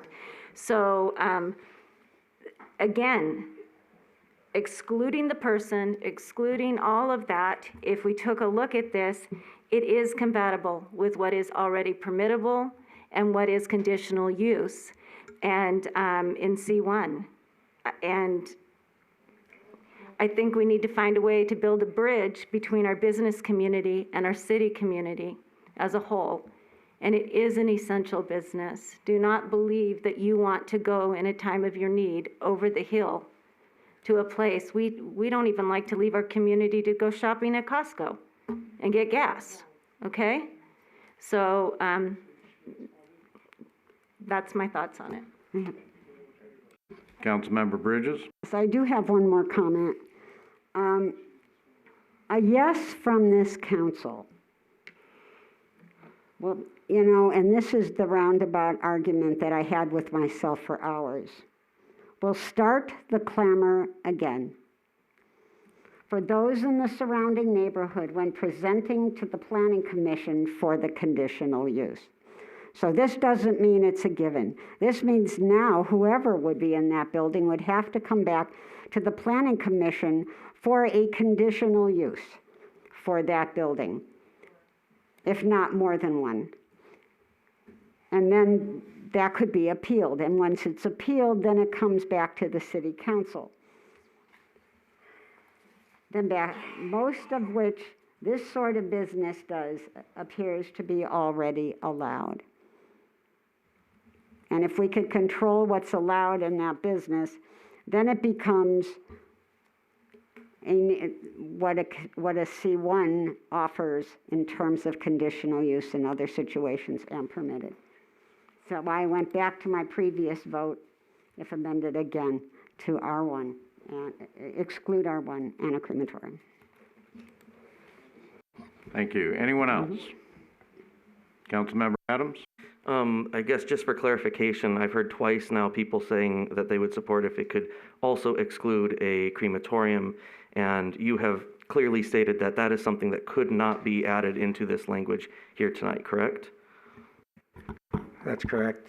Okay, so I just want it to be very clear when we're making decisions based on things that we haven't even discussed, that we cannot even discuss here before us tonight. I think I would be very concerned about making assumptions about what types of decisions councils will be making without. I appreciate that. Thank you. Thank you. Anyone else?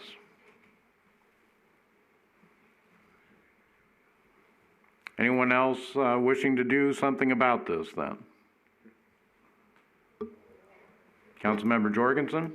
I actually move that we approve Bill 1909 with the amended R1 being excluded from it and only including C1. As I mentioned just a short time ago, you will also need to include the findings by council as listed in the agenda packet for a proper motion on a bill of this nature. Okay, where is that? Can you show me? 312. With findings that the proposed amendment is in general conformance with the adopted comprehensive plan for the city, and the proposed amendment promotes the health, safety, morals, and general welfare of the city. And with that motion, just so that we're clear, as the ordinance as drafted, there would be interlineation to the title of the ordinance, which is going to remove on the second line. It's going to read Title 11, Chapter 10 of the City Code, to allow funeral homes, mortuaries as a conditional use in the C1 neighborhood commercial zones. I'd have to ask Mr. Mays if that number that's in parentheses has to be changed, if that's going to be a new document number, but we would be interlineating and removing any references to R1 single-family residential, as well as in Section 1 of the ordinance, we would be removing the number 3 and the word and in Exhibit A, we would be removing the top portion that has any reference to Amendment to Chapter 11-3, R1 Single Family Residence Zone, and that would continue on through to letter J, funeral homes and mortuaries. And that would be the amendment, or the amended motion, subject to any discussion regarding that file number that's in the parentheses from Mr. Mays. That number in parentheses is a reference to the application and doesn't have anything to do with the text amendment itself. So it can remain. Okay.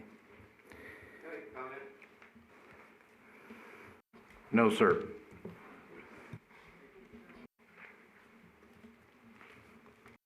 Anything further, Mr. O? No, that's it. And well, the other thing is just if this is passed, if a vote passes, this motion passes, the interlineated version as amended will be posted through a red line version. And just to be clear, it's red line for purposes of showing what's been removed as part of the motion and not a removal of the text from the ordinance itself. Those would be in a bracket and stricken through as well. So this is just for purposes of demonstrating what's been removed as part of the amended motion. Thank you.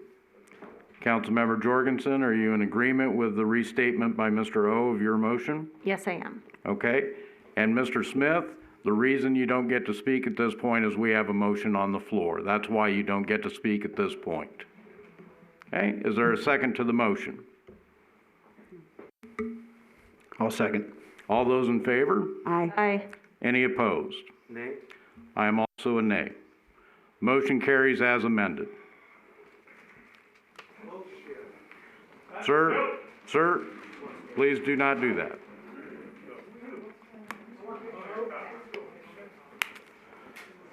Moving to item number 6, Resolution 7367, approving an agreement between Boulder City and Textron. Mr. City Manager. Yes, we have our Parks and Recreation Director, Roger Hall, here, as well as Paul Sikora, our Purchasing Risk and Grants Manager, here to provide a brief overview on this item. Good evening, Mayor and City Council. Item number 6 on the agenda tonight is approval of resolution number 7367. And it's approving agreement number 21-1961 with the EasyGo Textron division of Textron for the lease purchase of a fleet of 100 golf carts for the municipal golf course. The existing Muni fleet is 7 to 8 years old, in really bad shape, and the lease purchase of the Muni carts was approved as part of the 5-year capital improvement plan within the fiscal year 2022 budget. We're finding that the fleet delivery time is estimated at 8 to 9 months after the signed and executed purchase is done, and we will not pay for the carts until we receive them in Boulder City. Staff wants to be proactive and get the carts ordered as soon as possible, if approved by council, and because of the 8 to 9 month delivery time, and also to capitalize on a Texas EasyGo contract, which is set to expire in March of 2022. And this is important because we're talking about a savings of about $398,710 by joining this government contract. There's no negative fiscal impact of this lease purchase. Savings will be realized in the CIP fund, and we're currently spending an average of about $37,000 a year on cart maintenance with the existing fleet, which includes batteries, windshields, tires, chargers, wheels, etc. 6 to 8 golf carts are daily breaking down at the Muni course, which needs to be exchanged by staff at an extreme inconvenience to our customers. And staff is trying to be proactive and execute the agreement and get the fleet here as soon as possible to avoid the poor customer service, the negative comments from the golfers who have to be dragged, have to not be able to play golf while we get them a new cart, and increase maintenance costs. The total of the proposed agreement is $725,320, achieving a savings, as I said, of $398,710 in the CIP fund. And Paul Secor, our purchasing manager, is also here tonight to answer any questions you may have regarding the process we went through. And that's the end of my report. And do you have any questions? Thank you. Questions or comments? Councilmember Bridges? Yeah, I just wanted to thank you for your diligence in finding that savings through doing, thank you, Paul. No, I appreciate it when I hear that you've done the due diligence enough to find that there was a way to have that kind of savings of almost $400,000. So, and also I was looking at some of those golf carts during the Toys for Tots and thought, no, we need some new golf carts. Yeah, they're really getting in bad shape, especially with the mandate of one golfer per cart with the COVID mandate. That really took them down. Okay, thank you. Anyone else? Councilmember Fox? Yeah, I think it's amazing that you guys are going to save almost $400,000 on that contract. That's amazing. And then jumping in, trying to get it done early so it arrives on time. I know last weekend I was at a golf tournament for the Boulder City Hospital Foundation, and we had a cart die on us right on the first hole. So it's never fun when you have to wait around and hold up the course. That's true. Yeah. I know with the creek golf carts are coming with GPS. Is Muni carts coming with GPS as well? No, we didn't order the GPS for Muni because it's an enclosed course. It's easier to maintain and find out and keep track of the golfers on the course. On Boulder Creek, you have a 27-hole course, a lot of desert out there, and it was needed at the Boulder Creek course. Thank you. Mm-hmm. Thank you. Anyone else? We've been through this before. Yes, sir. The cost of these carts is at least estimated, will be covered by the fees that the players pay. Yes, sir. I conducted a cost-benefit analysis of this, and we're going to charge $20 per cart. We anticipate the carts will be used, 100 carts will be used at least once every day. We'll probably get realistically about 130 or 140 rounds a day out of the carts because there's morning rounds and afternoon rounds. to the same question you had 4 months ago, which is I think where you're Yep, leading. I've is- asked this a few times, I'm sure of Yeah. that. When will we be in the black? And that will be at month 13, based on 100 rentals per day for 13 months. Thank you. Yes, sir. And how does that rate, well, do you know how that rate compares to other courses in Southern Nevada? I don't have that data. It would be something I'd have to call around and find out. If you were really interested, I could get it for you. Mr. Hall, any guesses? No, sir. I would say we're right in the ballpark based on my experience with. For cart rental fees, yeah, $25 is standard throughout the valley. Because you So do we're know right there. Mark Twain's quote about playing golf, right? A good day, a good walk ruined. A good walk spoiled, so that's why Spoiled. we need carts for those. All right, thank you. Thank you. Anyone wishing to make a motion on Resolution 7367? Yes. Councilmember Bridges? Thank you. I move to accept resolution number 7367. Anyone wishing to second? I second that. All those in favor? Aye. Aye. Anyone opposed? Again, Mr. Hall, Mr. Sikora, thank you. Thank you very much. Item number 7, City Manager Report. Mr. City Manager. Good evening, Mayor and council members. Tonight's City Manager's Report, there's 2 items that I want to point out to you. The first one is under claims. You'll see that there are several checks made out to the state of Nevada, and this is part of the Nevada Unclaimed Property. So once a year we do an annual cleanup. These are checks that have never been cashed by people that were issued checks from the city. So this could be refunds from people moving out from utilities. This could be checks to vendors or even to employees that were just never deposited or cashed. So by law, we have to give those to the state. And if anyone's curious of where you can go to check if you have any unclaimed property, that would be claims.nevadaunclaimedproperty.gov. And then the second item that I wanted to mention is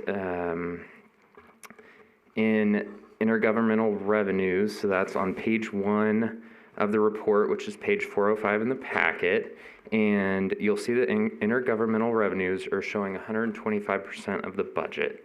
And in the rules for governmental fund accounting, at year end, if a revenue is coming in within 60 days of that year end, it's reported on the next fiscal year. So what's being reported is a FEMA grant for $916,000 in that line.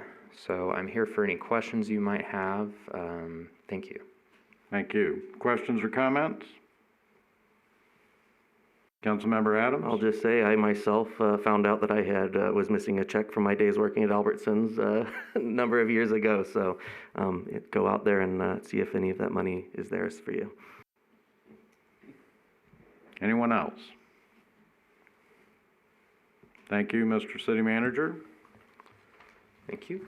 We'll move to item number 8, our final public comment period. Public comment during this period may be on any issue. Speakers will have up to 5 minutes to speak, and as always, we ask you to be civil and concise. Anyone wishing to speak in this final public comment period?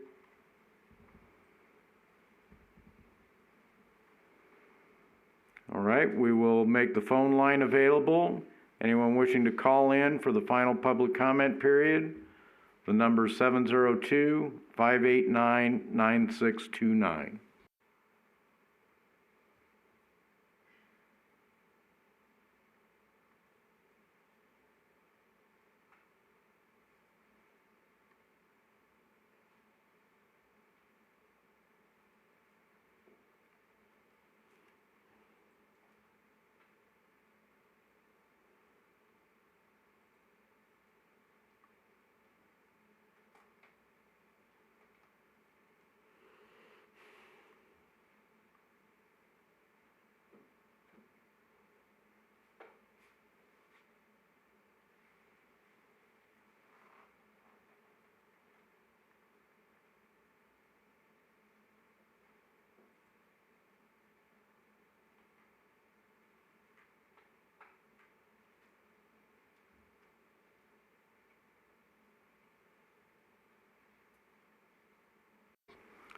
Again, this is the final public comment period for the city council meeting. Anyone wishing to call in, the phone number is 702-589-9629.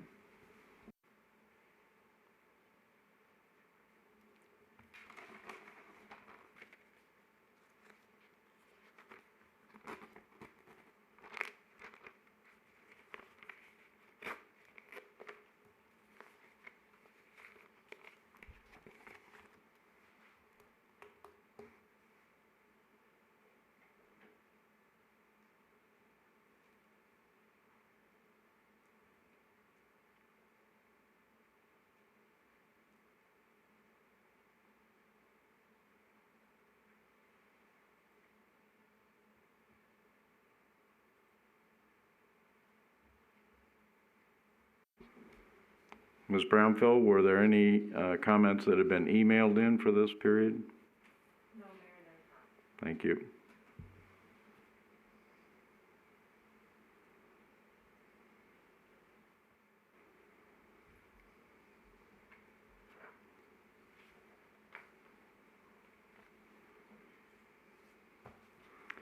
All right, hearing no one, we will close the final public comment period and move to our last item, council reports. Councilmember Adams. Thank you, Mayor. Last Thursday was a pretty busy day. I had both Southern Nevada Water Authority meeting and a Board of Health meeting back to back. I don't think I need to restate here just the bad condition we are in as far as the current drought goes.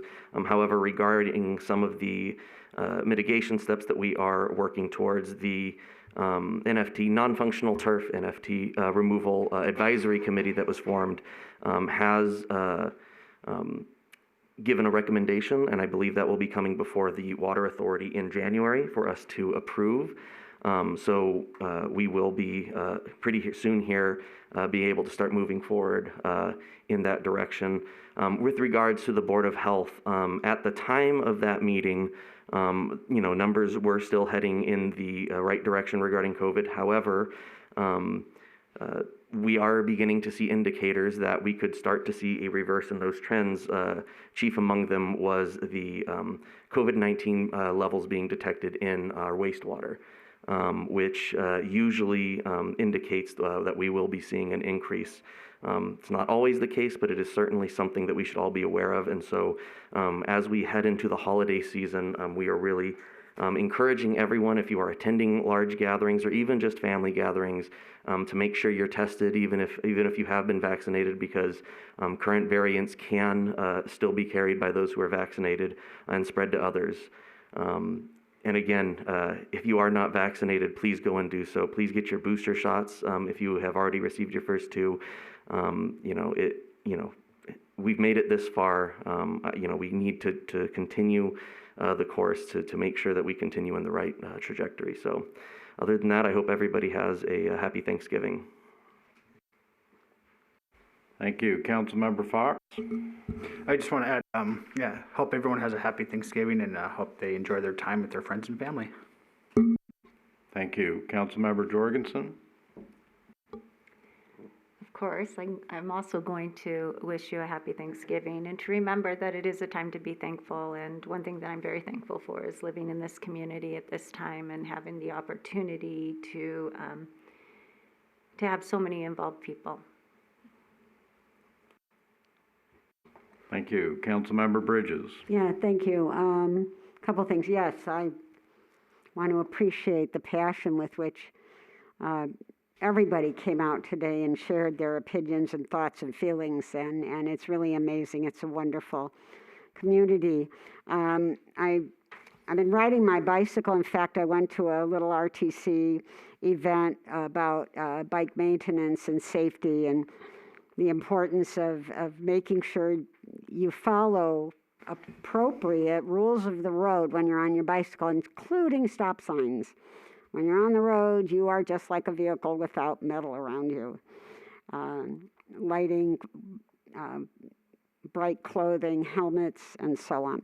I rode today. We have beautiful bike trails. It's amazing, and the city's better at marking the lines.